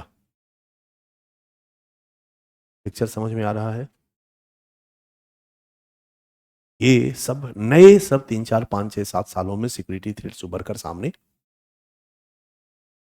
समझो सीपेक से शुरू होता है, उधर सीपेक आया, उधर ही सब 13, 14, 15, 16, 17 की ही कहानी। डन। एक ये हो गया।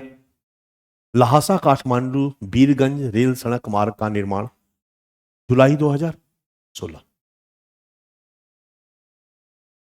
25 दिसंबर 2022, अब जंप करते हैं। वो पुष्प कमल दहाल प्रचंड, ये कम्युनिस्ट नेता है श्रीलंका के, ये और केपीएस ओली, ये जब सत्ता में होते हैं श्रीलंका नेपाल के, सॉरी, ये जब नेपाल के सत्ता में होते हैं तो नेपाल की सरकार मतलब चाइना की सरकार, ये चाइना के गोद में मजबूती से बैठे रहते। भारत के खिलाफ नेपाल भी बोलने लगा है, जिस नेपाल को हम अपना, पिक्चर समझ रहे हो ना कितना बड़ा बदलाव आया है। इसलिए 2016 में भारत ने, याद करो, नवंबर 2016, कुछ याद आया? पाकिस्तान में दक्षेस समिट होने जा रहा था, सार्क शिखर सम्मेलन। भारत ने बहिष्कार किया, कोई देश नहीं गया, वापी नेपाल गए।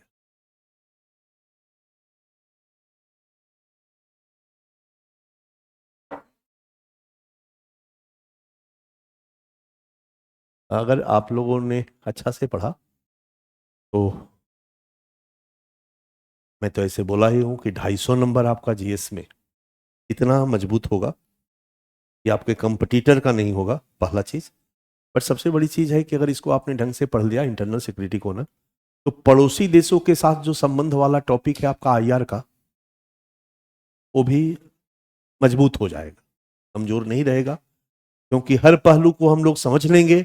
और तब आईआर के चश्मे से जब पढ़ेंगे ना, मैं आईआर का चश्मा नहीं पढ़ा रहा हूं, मैं तो इंटरनल सिक्योरिटी का चश्मा बता रहा हूं, लेकिन कहानी जब बता रहा हूं तो उसी कहानी से सब निकल कर आएगा, तो समझना आसान रहेगा।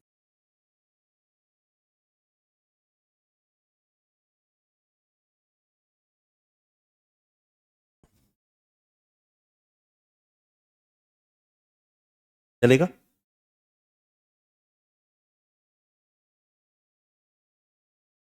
सत्ताईस दिसंबर को पुष्प कमल दहल प्रचंड नेपाल के प्रधानमंत्री बनते हैं और 27 दिसंबर को 2022 को चीन द्वारा नेपाल में रेल निर्माण की गतिविधि तेज कर दी जाती है।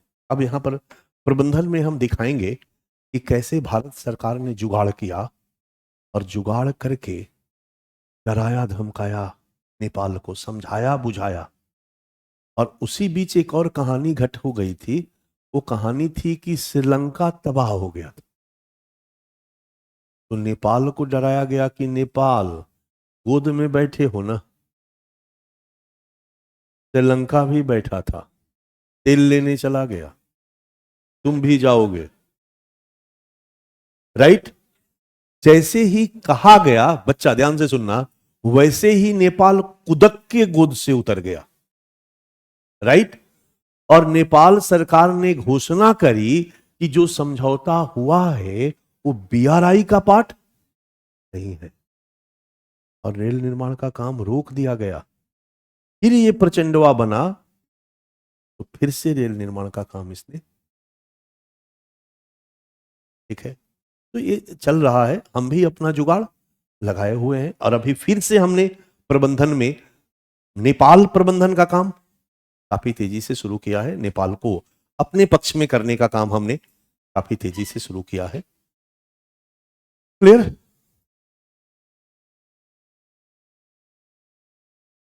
चीन द्वारा भारत चीन सीमा पर चीन ने एक नया काम शुरू किया है। 628 गांवों को निर्मित करके 2.5 लाख तिब्बतियों को बसाने की एक योजना पर काम शुरू कर दिया है। कि हमारे सीमा पर जब वो तिब्बतियों को बसाएगा तो स्वाभाविक सी बात है कि जटिल होगा सीमा सुरक्षा, उनके लोग होंगे तो विवाद और ज्यादा क्रिएट करने में मजा आएगा। एक नया परियोजना वो लेकर के आया हुआ है। ठीक है, 16 दिसंबर 2022। अब थोड़ा म्यांमार साइड में आ जाओ। घेराबंदी अरुणाचल तक कर लिया, इधर पाकिस्तान में सीपेक दिख रहे हो, पूरा कासगर से चल रहा है ग्वादर तक, और भी भारत से सटा सटा। फिर कासगर से चल रहा अक्साई चीन होते हुए 219 लहासा तक, और फिर लहासा से एक निकल रहा है अरुणाचल प्रदेश तक, पूरा घेर लिया। और फिर वहां से एक सड़क निकल रही है। उसी पर हुआ दिसंबर 2022 में चीन द्वारा भारत से सटे म्यांमार सीमा के पास बेल्ट एंड रोड इनिशिएटिव के तहत म्यांमार के साथ एक मेगा इंफ्रास्ट्रक्चर प्रोजेक्ट शुरू करने पर सहमति बनाई है। हालांकि इनकी सहमति पूरी होने वाली नहीं है, क्योंकि जहां जहां ये पैसा लगा रहे हैं वहां वहां हम नहीं कह रहे हैं, लोग कह रहे हैं कि कहीं ना कहीं भूकंप आ जा रहा है। जैसे पाकिस्तान में इनका अरबों डॉलर लगा इपिक के रूप में, लेकिन जिस तरीके से पाकिस्तान में गिलगिट बाल्टिस्तान आंदोलन और बलूचिस्तान आंदोलन छिड़ा हुआ है, उसमें इनका परियोजना तो पूरी तरह से कटाई में पड़ा नजर आ रहा है। और खुद चाइना ने भी इस चीज को रियलाइज कर लिया है कि अब यहां ज्यादा इन्वेस्ट करने का मतलब चीजें खतरे में डालना है। राइट? म्यांमार में इन्होंने ढेर सारा घेराबंदी करी और प्रोजेक्ट लगाया, और जब से 2021 से म्यांमार में गृह युद्ध छिड़ा है, तब से इनका प्रोजेक्ट सब बंद है। प्रोजेक्ट ही बंद है। हम लोग आएंगे म्यांमार, समझेंगे, पढ़ेंगे, बट अभी फिर से अपना अभियान जारी रखे हुए है। और फिर से इसने एक समझौता किया कि हम भारत से सटा सटा एक सड़क परियोजना को शुरू करेंगे। ठीक है, चलेगा? तो मेन 3 समस्या, ये चौथी नगण्य है। भारत चीन सीमा पर सुरक्षा चुनौती के रूप में मेन 3 चुनौती है बच्चा, और तीनों का एक्टर कौन है? कोई बाहरी नॉन स्टेट एक्टर्स है या स्टेट एक्टर? State actor. इसमें एक्टर सुरक्षा चुनौती उत्पन्न करने वालों में खुद चाइना है। हाँ, सीमा सुरक्षा चुनौती में कुछ अन्य चुनौतियां भी है, जिसकी चर्चा थोड़ी बहुत हम करेंगे, जैसे तस्करी की समस्या। हालांकि भारत चीन सीमा पर एक ही चीज की तस्करी हमारे लिए खतरनाक है, ड्रग्स की तस्करी नहीं होती है, नकली नोटों की तस्करी नहीं होती है, एक ही तस्करी होती है, वो है हथियारों की तस्करी। क्योंकि शुरू शुरू में हथियारों की तस्करी का जो कहानी शुरू हुआ, वो शुरू हुआ रसिया ने जो अफगानिस्तान में हथियार छोड़ गया, उसकी तस्करी का काम आतंकी संगठनों ने शुरू किया। अब वो आतंकी संगठनों को तस्करी का चस्का लगा। जब बाजार मिल गया और बाजार में माल की डिमांड होने लगी, तो माल सप्लाई जरूरी है ना, तो हथियार तो खत्म हो गया, तो इन्होंने उस हथियार की आपूर्ति चाइना से लेकर कर ली, शुरू कर दी। और अब जो वो तस्करी हथियारों की करते हैं, वो सारी की सारी तस्करी कहां से हो रही है? चाइना का बना हुआ हथियार। और चाइना का बना हुआ हथियार अगर बिक रहा है तो चाइना को नुकसान क्या है? बताओ। अगर बिक रहा है तो चाइना को नुकसान क्या है? अगर मान लो नक्सली खरीदने लगे तो एक एक बार में 100 ऑर्डर ऑर्डर जाएगा ना, 500 एक 56, 500 एक 47, इस टाइप का ऑर्डर जाएगा ना यार। क्योंकि कई जन आंदोलन है, नागा विद्रोही संगठन है, ये लोग पूरा अपना सेना बनाए हुए हैं। तो इनके लिए हथियारों की तस्करी जबरदस्त रूप में जा रही। एक एग्जाम्पल मैंने दिया है आगे। हथियारों की तस्करी मुख्यतः म्यांमार नागालैंड के रास्ते, म्यांमार मिजोरम के रास्ते, म्यांमार मणिपुर के रास्ते, मेन मैंने म्यांमार मणिपुर के रास्ते, और म्यांमार बांग्लादेश के रास्ते। म्यांमार से बांग्लादेश घुसना आसान है, आया ना। इंडिया के एकदम नीचे चले आओ, मैंने मैप में दिखाया था, तो बांग्लादेश का स्थल वाला इलाका म्यांमार से नीचे में सटता है, और उससे आराम से तस्करी होती है। अनेक जहाज से भी तस्करी होती है। एक एग्जाम्पल मैं दे रहा हूं, 2012 में बंगाल की खाड़ी में एक चीनी जहाज पकड़ा गया। अभी फैक्ट है, टीवी में आया, न्यूज में आया, चीनी जहाज पकड़ा गया। ये जहाज हथियारों से भरा हुआ था। इसमें एक ब्रिगेड के हथियार आपूर्ति के बराबर हथियार था। एक ब्रिगेड का मतलब होता है 5,000 सैनिक। एक बटालियन में 1,000 सैनिक होते हैं, एक ब्रिगेड में 5,000 सैनिक होते हैं। 5,000 सैनिकों की सप्लाई के लिए जितने हथियार की जरूरत थी, उतने हथियार इस जहाज पर लदा हुआ था। जहाज चीनी था। हमारे भारतीय नेवी ने इसको पकड़ा। चीन ने हाथ उठा के इनकार कर दिया कि इससे हमारा कोई लेना देना नहीं है। बट इतना बड़ा हथियारों का जखीरा तस्करी करके लाया जा रहा है। लीगल रूप में अगर कोई खरीद बिक्री हो रही होती, किसी देश ने किसी देश से खरीदा होता, तब तो लीगली भारतीय कब्जे में थोड़ी कोई जाने देता, अपना कागज दिखाता कि भाई ये मेरा है, हम खरीद के ले जा रहे हैं। कई देश एक दूसरे से हथियार खरीद रहे हैं। सोचो कि ये तस्करी वाला हथियार था, और छोटा मोटा तस्कर इसमें इन्वॉल्व होगा, इतने बड़े लेवल पर हथियारों की तस्करी। और ये सब भारत लाया जा रहा था नॉर्थ ईस्ट में उग्रवाद को फैलाने के लिए। नॉर्थ ईस्ट में कई कैटेगरी के उग्रवाद है।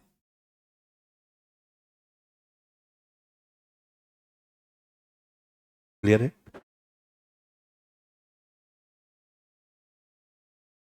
अलगाववाद एक और समस्या है, सुरक्षा चुनौती। अलगाववाद और उग्रवाद को प्रोत्साहन। अलगाववाद बोले तो अलग देश की मांग, और उग्रवाद बोले तो हिंसक तरीके से कोई मांग मनवाना, रेडिकलिज्म।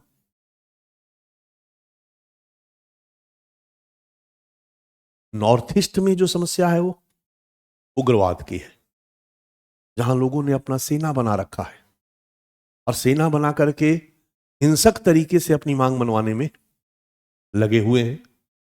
ये उग्रवाद है, क्योंकि ये तरीका इनका लोकतांत्रिक नहीं है, हिंसा है, इसलिए हम इसको उग्रवाद कहेंगे। इनका मांग क्या है? भारत से अलग स्वतंत्र देश बनाना, इसलिए हम इसको अलगाववाद भी कहते हैं। क्लियर है? हम उनको सेपरेटिज्म भी कहते हैं। और चाइना भारत में नॉर्थ ईस्ट में जमकर उग्रवाद और अलगाववाद को प्रोत्साहित करता रहा है। जैसे अलग नागालैंड की मांग को लेकर नागा लोगों द्वारा विद्रोह शुरू किया गया। 1975 में शिलोंग समझौता होता है। शिलोंग समझौता में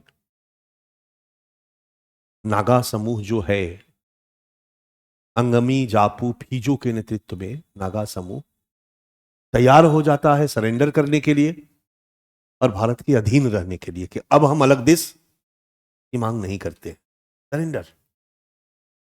बट कुछ उसी में से लोग इस सरेंडर का विरोध करते हैं। टीमुयुआ, इसाक च्वस्तु, कोनयाक और ये सभी लोग भागकर जाते हैं तिब्बत। तिब्बत में इनको वेलकम किया जाता है, उनको ट्रेनिंग दी जाती है, दंड दिया जाता है और वापस से 1980 में इंडिया आते हैं और यहां आकर एक संगठन बनाते हैं, national Socialist Council of Nagaland, NS, जो नागालैंड का सबसे खतरनाक उग्रवादी संगठन बनकर उभरता है बच्चा। और उसमें क्या लगा है शब्द सोशलिस्ट। समझ में आ रहा मेरी बात? तो चाहे national Socialist Council of Nagaland हो, चाहे national Democratic Front of Bodoland हो, NDFB, चाहे कामतापुर लिबरेशन ऑर्गेनाइजेशन हो, ये सारे के सारे वहां के उग्रवादी संगठन का नाम मैं ले रहा हूं जो अलग देश की मांग के लिए लंबे समय तक हिंसक विद्रोह कर रहे हैं, संघर्ष कर रहे हैं। इन सभी का संरक्षण कहां मिला है? चाइना में मिला है। और सबका आदर्श है समाजवादी। चाइना जब कुछ देता है तो साथ साथ आइडियोलॉजी भी दे देता है, समाजवादी। और इस तरीके से चाइना भारत में, खास करके नॉर्थ ईस्ट में, उग्रवाद और अलगाववाद को भी संरक्षण देता रहा है। अगर हम कहें कि क्या चाइना नक्सलवाद का को भी संरक्षण दिया है, तो उत्तर है हां। शुरू में नहीं दिया, लेकिन जब नेपाल में इसने कम्युनिस्ट आंदोलन को समर्थन देना शुरू किया, नेपाल में कम्युनिस्ट आंदोलन कभी समझ मैंने की ना, वही कम्युनिस्ट आंदोलन फाइनली जो नेपाल सरकार के नजर में नक्सली थे, वामपंथी उग्रवादी थे, कौन? प्रचंड, सहल, वही प्रधानमंत्री बन रहे, सत्ता में आए। उस समय नेपाल के कम्युनिस्टों को और यहां नक्सलियों को भी चाइना ने समर्थन दिया। हमारे यहां नक्सली कई गुटों में बट के लड़ रहे थे। 2004 में चाइना के नेतृत्व में, चाइना के संरक्षण में नेपाल में सम्मेलन करवाया गया। नेपाल में सम्मेलन हुआ, सारे झारखंड, बिहार, आंध्रा के नक्सली नेपाल गए और यहां पर सारे लोगों को एकजुट किया गया। पहले माओइस्ट MCC हुआ करते थे, हम सुना होगा आपने, MCC, PWG, people's war group, और इन सब को मिलाकर के 2004 में एक नया संगठन बनता है, वो है CPI माओइस्ट। ये सारे छोटे छोटे नक्सली संगठनों में मिलाकर के एक महागठबंधन, महासंगठन बनता है CPI माओइस्ट। और महासंगठन बनते ही कम्युनिस्ट आंदोलन, नक्सली आंदोलन तेज हो जाता है। महासंगठन बनते ही पहला अटैक ये लोग करता है कि राजधानी एक्सप्रेस को अगवा करता है। महासंगठन बनते ही दूसरा अटैक करता है जहानाबाद रेल जेल ब्रेक, जिस पर पिक्चर भी बनाई गई है। पूरे जहानाबाद एक डिस्ट्रिक्ट हेडक्वार्टर है बच्चा। डिस्ट्रिक्ट हेडक्वार्टर का मतलब होता है, सोच सकते हो कितना फोर्स होगा वहां पर। नक्सली घुसते हैं और पूरे जहानाबाद शहर पर कंट्रोल कर लेते हैं, पूरे गली गली में घूमते हैं, कहते हैं आम लोगों को घर के अंदर रहना है, उनसे हम लोग का कोई लड़ाई झगड़ा नहीं है। जाके जेल खोलते हैं, सिपाही छोड़ के भाग जाते हैं और जेल से सारे कैदियों को निकाल के चले जाते। उनके अपने भी कैदी थे। ये अपने आप में एक डेमोक्रेटिक कंट्री के रूप में बहुत बड़ी घटना है ना जी। ये एक शहर पर कब्जा और वहां के जेल से सारे कैदियों को छुड़ा लिया जाना। भुवनेश्वर राजधानी एक्सप्रेस को हाईजैक कर लेते हैं। 2009 में ये छत्तीसगढ़ में नक्सली हमला करते हैं और लगभग 74 CRPF के जवानों को मार गिराते हैं। इस समय इनका नक्सली हमला बहुत तेज होता है 2014-15 तक। 15-16 के बाद इनके हमलों में कमी आती है। नक्सली या नक्सलवाद भी हम लोग का टॉपिक है, पढ़ना है हम लोगों को, पढ़ेंगे हम लोग। तो यहां पर भी चाइना समर्थन करता रहा। तो हो गया पॉइंट। तीसरा पॉइंट कि क्या आतंकवाद में भी चाइना समर्थन किया है कश्मीर वगैरह के? तो हम कहेंगे कि डायरेक्ट भले न किया हो, लेकिन जब हमने बड़ा मुश्किल से अमेरिका के साथ प्यार मोहब्बत बढ़ाकर लिमुआ वगैरह करके कन्विंस करके अजहर मसूद जैसे मोहम्मद के खिलाफ अमेरिका में आतंकवादी होने का प्रस्ताव लेकर के जब हम आए फरवरी 2016 में, क्या किया?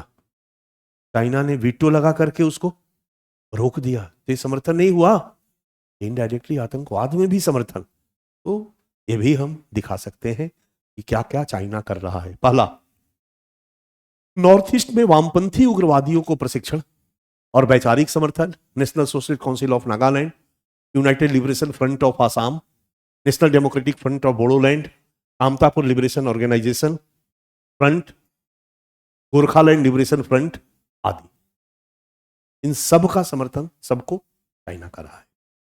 तथा पूर्वी भारत मतलब झारखंड, पश्चिम बंगाल, नक्सली भारत में वामपंथी उग्रवाद या नक्सलवाद को समर्थन फरवरी 2017 को और सितंबर अक्टूबर 2017 को दो बार चाइना ने वीटो लगाया। 2017 को मसूद अजहर पर बैन के अमेरिकी प्रस्ताव को चीन द्वारा यूनाइटेड नेशन में रोका गया और 2 नवंबर 2017 को पुनः रोका गया। ये क्या है? एक प्रकार का समर्थन ही है। ये भी हम दिखा सकते हैं कि ये भी एक प्रकार का सिक्योरिटी थ्रेट चाइना की तरफ से भारत को मिलता रहा है। एक लास्ट जो सुरक्षा चुनौती है वो हमारे लिए ये है कि हमारे पड़ोसी देशों को हम ही से छीन कर अपने पक्ष में करता जा रहा है। ये जिसकी चर्चा मैंने अभी की, पाकिस्तान को छीन ही लिया, नेपाल को बीच बीच में काफी हद तक छीन रहा है। सबसे ज्यादा म्यांमार को भी छीनने का प्रयास किया, काफी हद तक छीने हुए है। श्रीलंका को छीन ही लिया, श्रीलंका अपने आप बर्बाद हो गया उनके छीनने के कारण। मोयूजू कौन है? मालदीव के राष्ट्रपति, उनको भी छीन ही लिया। छीन क्या लिया? उनको सत्ता में लाने वाले में समर्थन पूरा चाइना का रहा कि मोयूजू की सरकार बने। तो वहां जाकर के मोयूजू की सरकार ने जमकर चाइना के साथ समझौते किए, चाइना के पक्ष में। ये पड़ोसी देश हमारे तो चाइना के फेवर में होते जा रहे हैं ना। किसी भी देश के लिए उनके पड़ोसी देश का उनका विरोधी हो जाना किसी भी देश की सुरक्षा के दृष्टिकोण से अच्छा नहीं माना जाएगा, अंतर्राष्ट्रीय संबंधों के दृष्टिकोण से भी अच्छा नहीं माना जाएगा, बट आंतरिक सुरक्षा के दृष्टिकोण से भी ये अच्छा नहीं माना जाएगा। और हमारे 2 प्रिय हुआ करते थे, एक भूटान, नेपाल भी प्रिय था। कम्युनिस्ट आया तो नेपाल चला गया। भूटान पर भी पूरा डोरा डाले हुए बड़ी मुश्किल से प्रबंधन करते रहे। हमारी सांसें फूल रही है, जितना दौड़ा वो डाल रहा है। उसने ऑफर किया है कि हे भूटान, जो 3 विवादित एरिया है ना, 2 तू ले ले, एक डोकलाम मुझे दे, और इसके बदले में और बहुत सारी चीजें ले ले। अब इतना चीज ले ले कि भूटान को भी लालच आ जाएगा, क्योंकि हर देश की सरकार सोचती है कि हमारे देश में विकास हो, फंड आए, पैसा आए। और कहीं उसने डोकलाम दे दिया, हम लोगों के लिए तो दिक्कत है ना। ये चीनी से ना हमारे मुंह तक पहुंचाएगी, हमारा चिकन ने खतरे में पड़ जाएगा, नॉर्थ ईस्ट हमारे हाथों से निकलने की संभावना बनी रहेगी।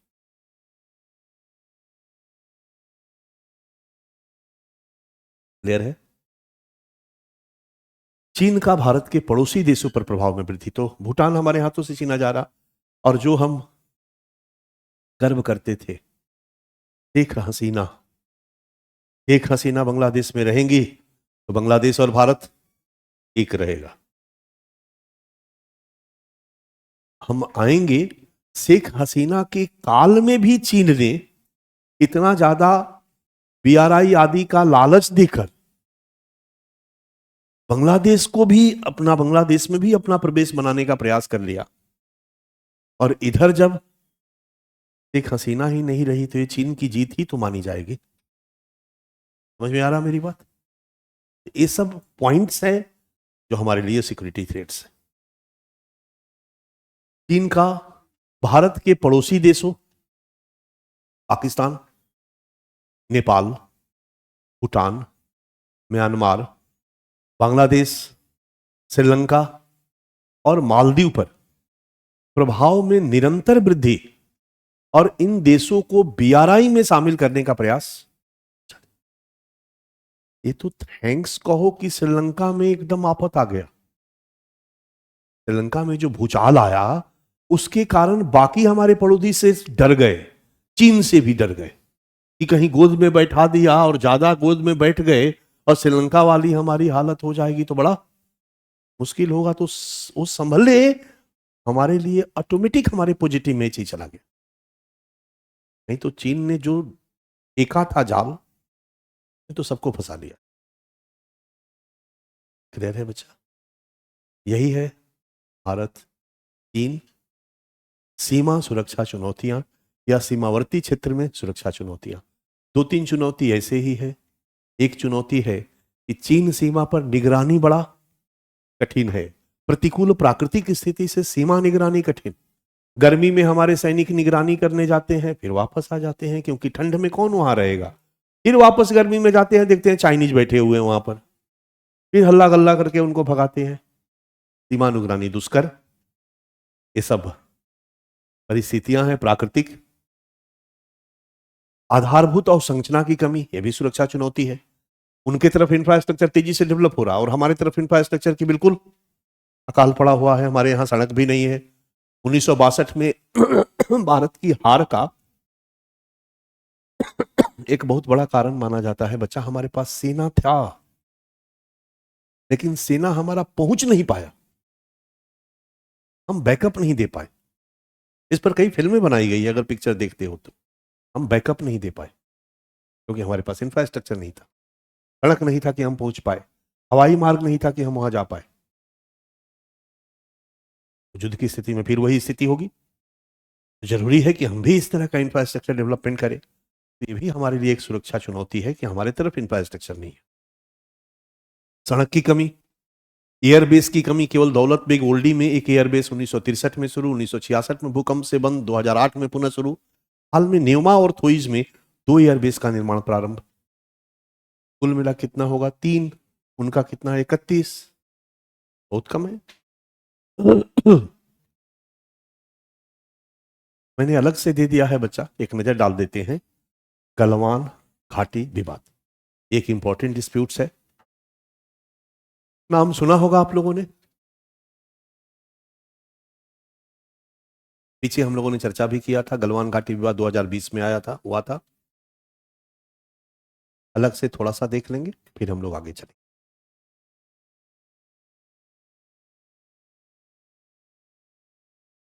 गलवान घाटी कहां है?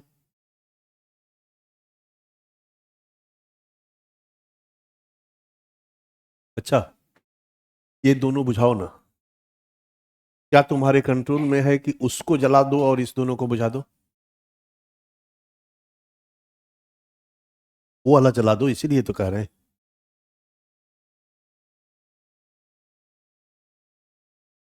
हाँ, और इन दोनों को बुझा दो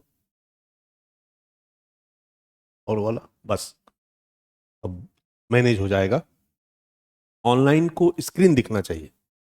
मैं थोड़ा धुंधला भी दिखूंगा तो काम चल जाएगा।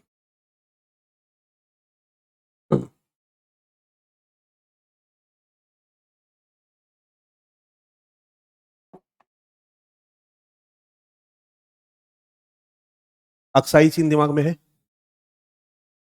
पहले मेरे वाक्य से अपने दिमाग को वहां पहुंचाओ। अक्साई चीन का भारत साइड। अक्साई चीन से एक नदी निकलती है। अक्साई चीन का जो ऐसे लंबा एरिया है, उसमें से एक नदी निकलती है जिसको गलवान रिवर कहते हैं। ठीक है। और भारत में एक नदी भारत साइड में नॉर्थ से साउथ आ रही होती है, उसको हम श्योक नदी कहते हैं। और गलवान नदी उसी श्वेक नदी में जाकर मिल जाती है, उसी को गलवान घाटी कहते हैं। और जहां श्योक नदी में मिलती है गलवान नदी, जैसे ये है अक्साई चीन, ये ऊपर से आ रही है श्वेक नदी, यहां जहां मिलती है बच्चा ये गलवान नदी, ये गलवान घाटी है। और ये है बॉर्डर, यानी संगम बिंदु के पूरब में बॉर्डर होगा या पश्चिम कहलाएगा? संगम बिंदु का बॉर्डर पूरब में होगा ना। जहां भारत में स्वेक और गलवान का संगम होगा, अक्साई चीन पूरब में है होगा या पश्चिम में? पूरब में होगा। तो बॉर्डर तो अक्साई चीन के पास है ना। अक्साई चीन से बाहर निकल के भारत साइड में मिल रही है ना। तो जब भारत साइड में मिल रही है तो जो संगम स्थल है, उस संगम स्थल के पॉइंट से बॉर्डर पूरब में होगा। समझ में आ रहा है मेरी बात? एक्चुअल ग्राउंड पोजीशन लाइन पूरब में होगा ना। अब हम इसको ऐसे ही बनाते हैं, तो अगर ये वाला अक्साई चीन है, सपोज करो ये वाला भारत का मान लो मैप है, यहां से स्वेक नदी आ रही है, यहां से गलवान नदी है, इसमें मिलती है, तो बॉर्डर तो ये वाला हुआ ना जी।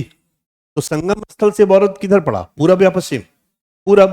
संगम स्थल से भी पूरब अक्साई चीन, दिमाग में रख लो। क्लियर है? अक्साई चीन, ओके, दिस इज अक्साई चीन, ठीक है। और ये है गलवान वैली। गलवान घाटी सामान्यतः उस भूमि को संदर्भित करती है जो गलवान रिवर के पास मौजूद पहाड़ियों के बीच स्थित है। याद रहेगा,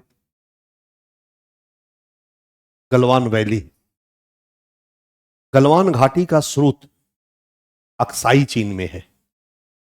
गलवान नदी का स्रोत अक्साई चीन में है, यानी भारत साइड में जो नदी है स्यूक नदी, नॉर्थ से साउथ, और गलवान घा अक्साई चीन से जो नदी आ रही है वो गलवान नदी। तो गलवान नदी का स्रोत कहां हुआ? अक्साई चीन से हुआ। अक्साई चीन से ये नदी आती है और स्योक नदी में मिलती है। क्लियर है? ये सब नदी है बच्चा, और ये संगम स्थल है। अब इसको थोड़ा हम दूसरी नजर से देखते हैं। यहां आ जाओ, पढ़ना बाद में, पहले देखो। अगर देखोगे तो ये है गलवान रिवर, ये गलवान रिवर आ रही है, ठीक है। यहां गलवान रिवर क्या हो रही है? भारत में घुस रही है। ये भारत का बॉर्डर है रेड वाला, ये भारत का रेड वाला बॉर्डर है। यहां से बॉर्डर में घुस रही है गलवान रिवर, और यहां से चलते हुए यहां मिल रही है। ये नॉर्थ से साउथ कौन नदी आ रही है? श्योक नदी, और ये गलवान नदी। क्लियर है? और ये भारत चाइना का बॉर्डर। ये गलवान नदी जो आ रही है वो इधर से ऐसे आ रही है, ठीक है, यहीं से आकर के मिलती है। और इसी के पैरेलल एक सड़क है, सड़क बनाई जा रही थी। चाइना ने क्या किया, किसी गलवान नदी के पैरेलल एक सड़क बनाना शुरू किया, रोड कंस्ट्रक्शन का काम शुरू किया, जो धीरे धीरे नीचे की तरफ बढ़ता आ रहा था। वास्तविक नियंत्रण रेखा LAC, रेड वाला है LAC, गलवान घाटी और स्वेक नदियों के संगम के पूर्व में स्थित है। LOC संगम के पूरब में है, जिस पर भारत और चीन दोनों हाल के वर्षों में पेट्रोलिंग कर रहे हैं, क्योंकि पेट्रोलिंग पॉइंट यही है, यही बॉर्डर है, तो यही पेट्रोलिंग पॉइंट है। दोनों यहां पर पेट्रोलिंग कर रहे थे, ठीक है।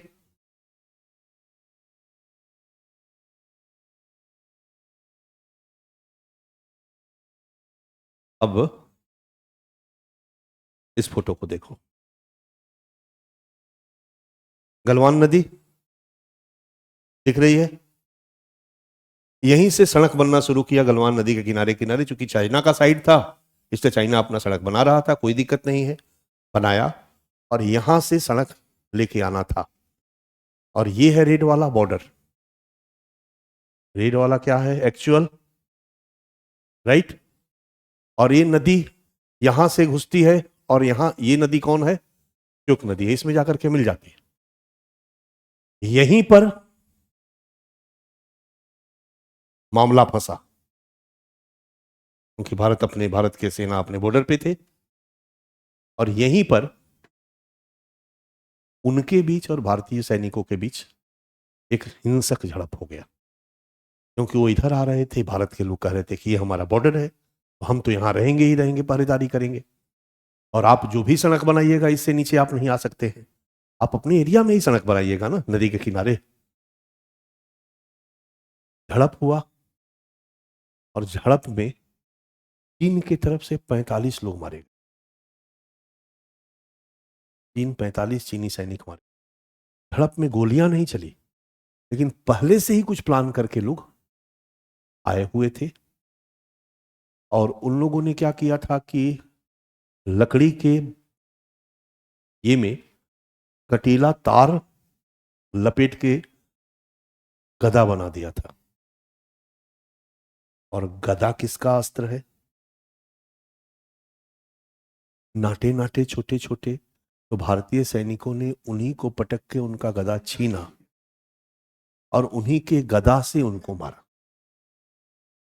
उनकी तरफ के ज्यादा लोगों के मरने का कारण यही था, गोली तो चलना नहीं था।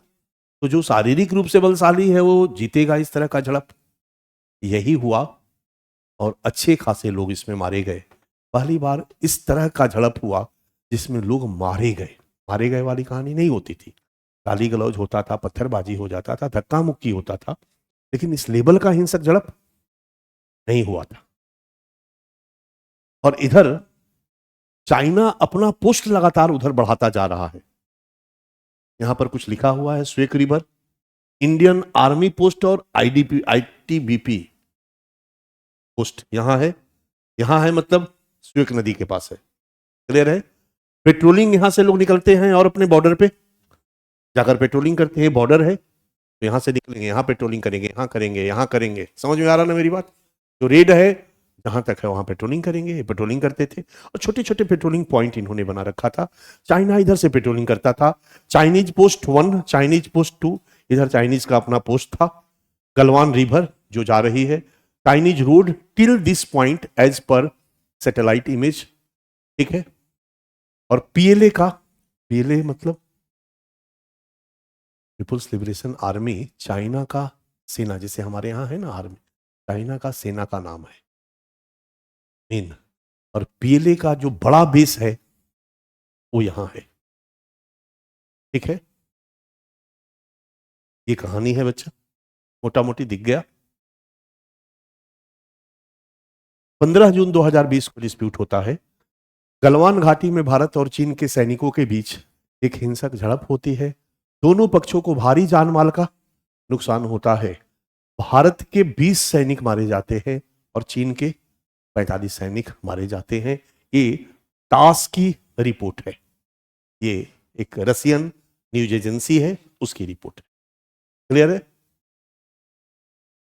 साइट ऑफ क्लैश वही कहानी है। सियोक रिवर, अब तो मोटा मोटी समझ में आ गया होगा, वही रिवर है। ये गलवान रिवर है, वहां तक सड़क वाला मामला। यहीं पर ये रेड वाला जो है ये बॉर्डर लाइन है हमारा, लाइन ऑफ एक्चुअल कंट्रोल।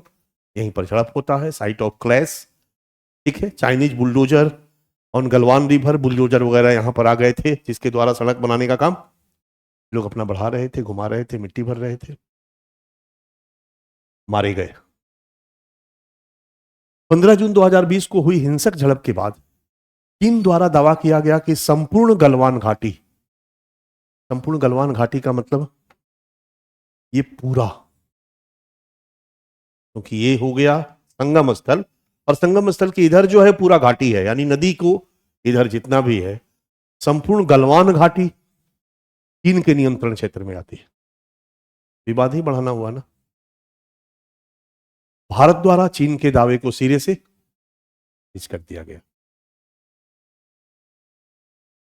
कई दौर के बातचीत के बाद, संक्षेप में कर दिए हैं, कई स्टेप पे बातचीत हुई, कई दौर के बातचीत के बाद दोनों देश की सेनाएं अपनी अपनी सीमा में फाइनली वापस चली गई, लेकिन तनाव जारी रहा, तनाव बना रहा।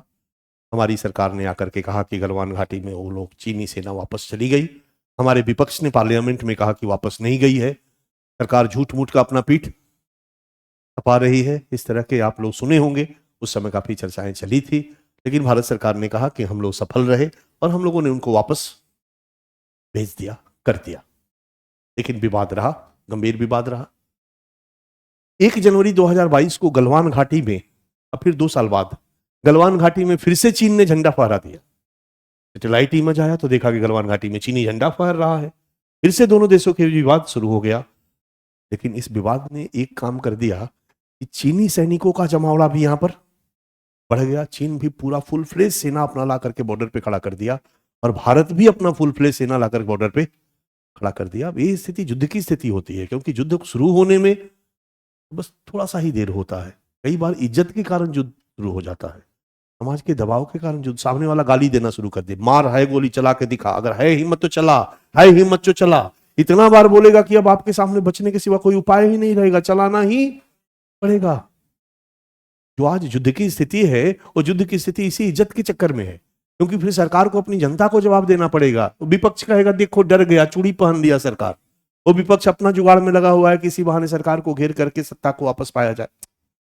तो एक ऐसी परिस्थितियां उत्पन्न होती है जो देश को, दुनिया को विश्व युद्ध में लेकर के चली जाती।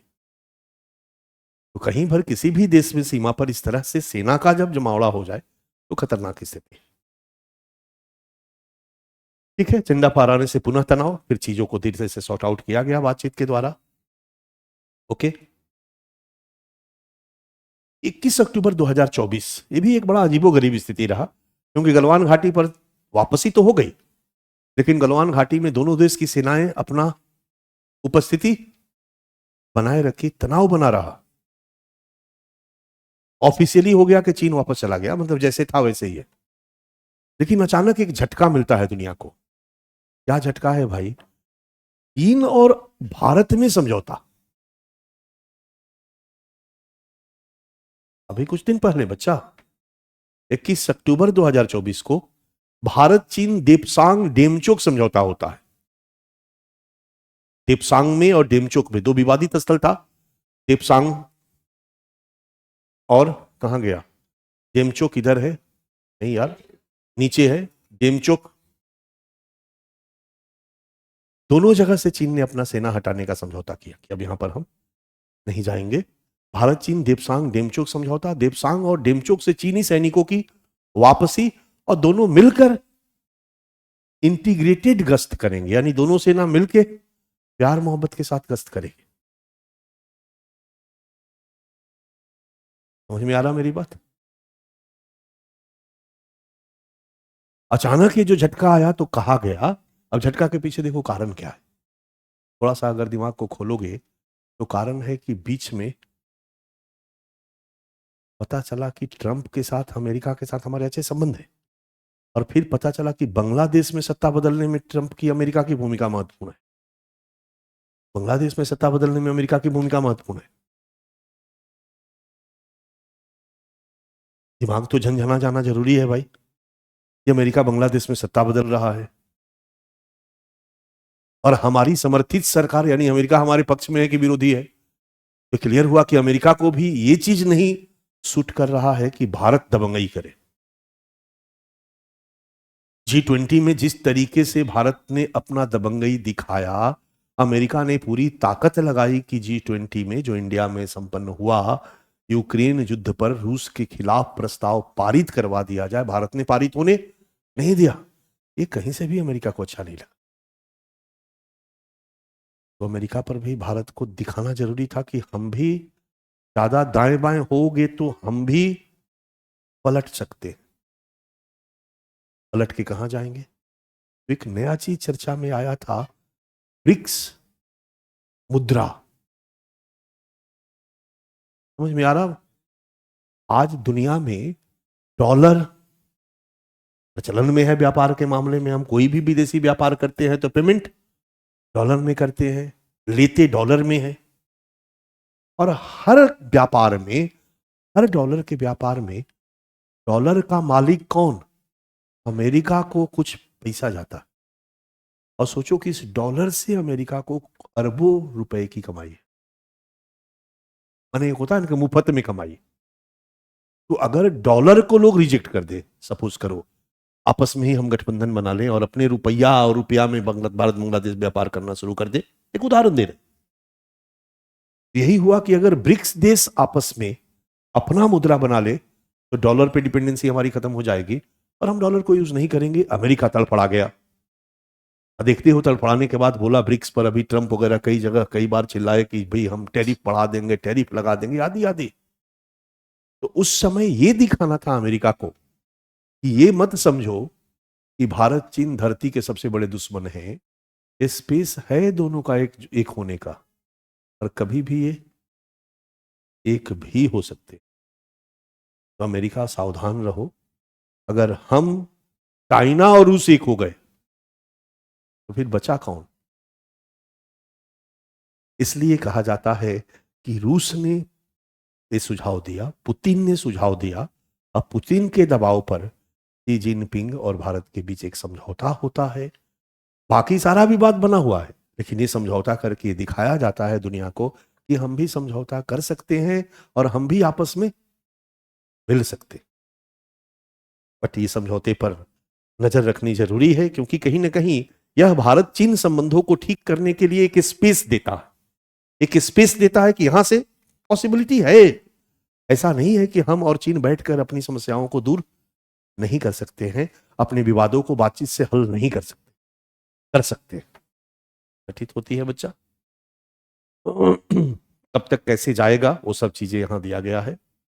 गलवान घाटी विवाद और सीमा सुरक्षा चुनौतियां, क्योंकि गलवान घाटी वाला एरिया जो है उसमें घाटी है और पहाड़ भी है, तो हमारा जो इलाका आता है सीमा वाला वो पहाड़ पे, और अगर उसका चाइना का दावा हम मान लेते हैं कि पूरा गलवान घाटी उसका है, तो पुराना जो सीमा है ना लाल रंग वाली, वो सीमा हमें छोड़नी होगी, और वो सीमा हमें छोड़नी होगी तो गलवान घाटी के पूरब में जो पहाड़ है जहां हम भी विराजमान है, वो पहाड़ भी हमें छोड़ना होगा।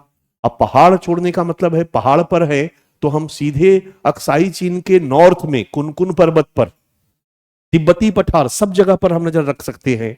और आज के डेट में नजर रखना इसलिए जरूरी है क्योंकि वहां चाइना तेजी से इंफ्रास्ट्रक्चर डेवलपमेंट का काम कर रहा है और वहां अपनी सैन्य गतिविधियों को बढ़ा रहा है, तो उसके बगल में एक उच्च पहाड़ की चोटी पर हमारी उपस्थिति होगी, तो इन सब जगहों पर निगाह रखना हमारे लिए सामरिक महत्व का काम होगा। 2-3 लाइन ही लिखना है, आपको जगह की ज्यादा जरूरत यहां नहीं है। गलवान घाटी विवाद और सीमा सुरक्षा चुनौतियां, यह घाटी पश्चिम में लद्दाख और पूर्व में अक्साई चीन के बीच स्थित है, जिसके कारण यह रणनीतिक रूप से काफी महत्वपूर्ण है।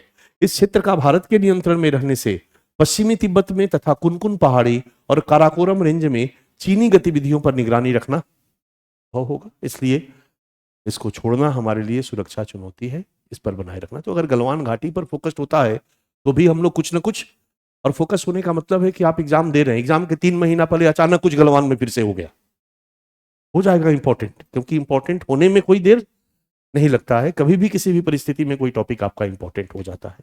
एक छोटा सा यहां पर मैंने दे दिया है, घटना घटित होती है, चीन का नया सीमा कानून 1 जनवरी 2022 को चीन अपना एक नया सीमा कानून बनाता है अपने पार्लियामेंट से, और सेना और सरकार को पार्लियामेंट इंपावर्ड करता है कि आप लोग सीमा की रक्षा करोगे।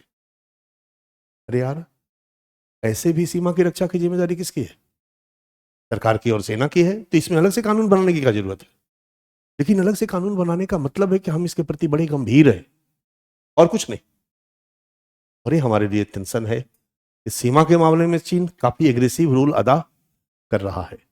चीन द्वारा एक नया सीमा कानून का निर्माण किया गया जो राज्य और सेना को क्षेत्र की रक्षा करने तथा चीन के क्षेत्रीय दावों को कमजोर करने वाले किसी भी कार्य का, जो भी चीन का दावा है, अरुणाचल हमारा है, हर दावे को कमजोर करने वाले किसी भी कार्य का मुकाबला करने का प्रावधान करता है।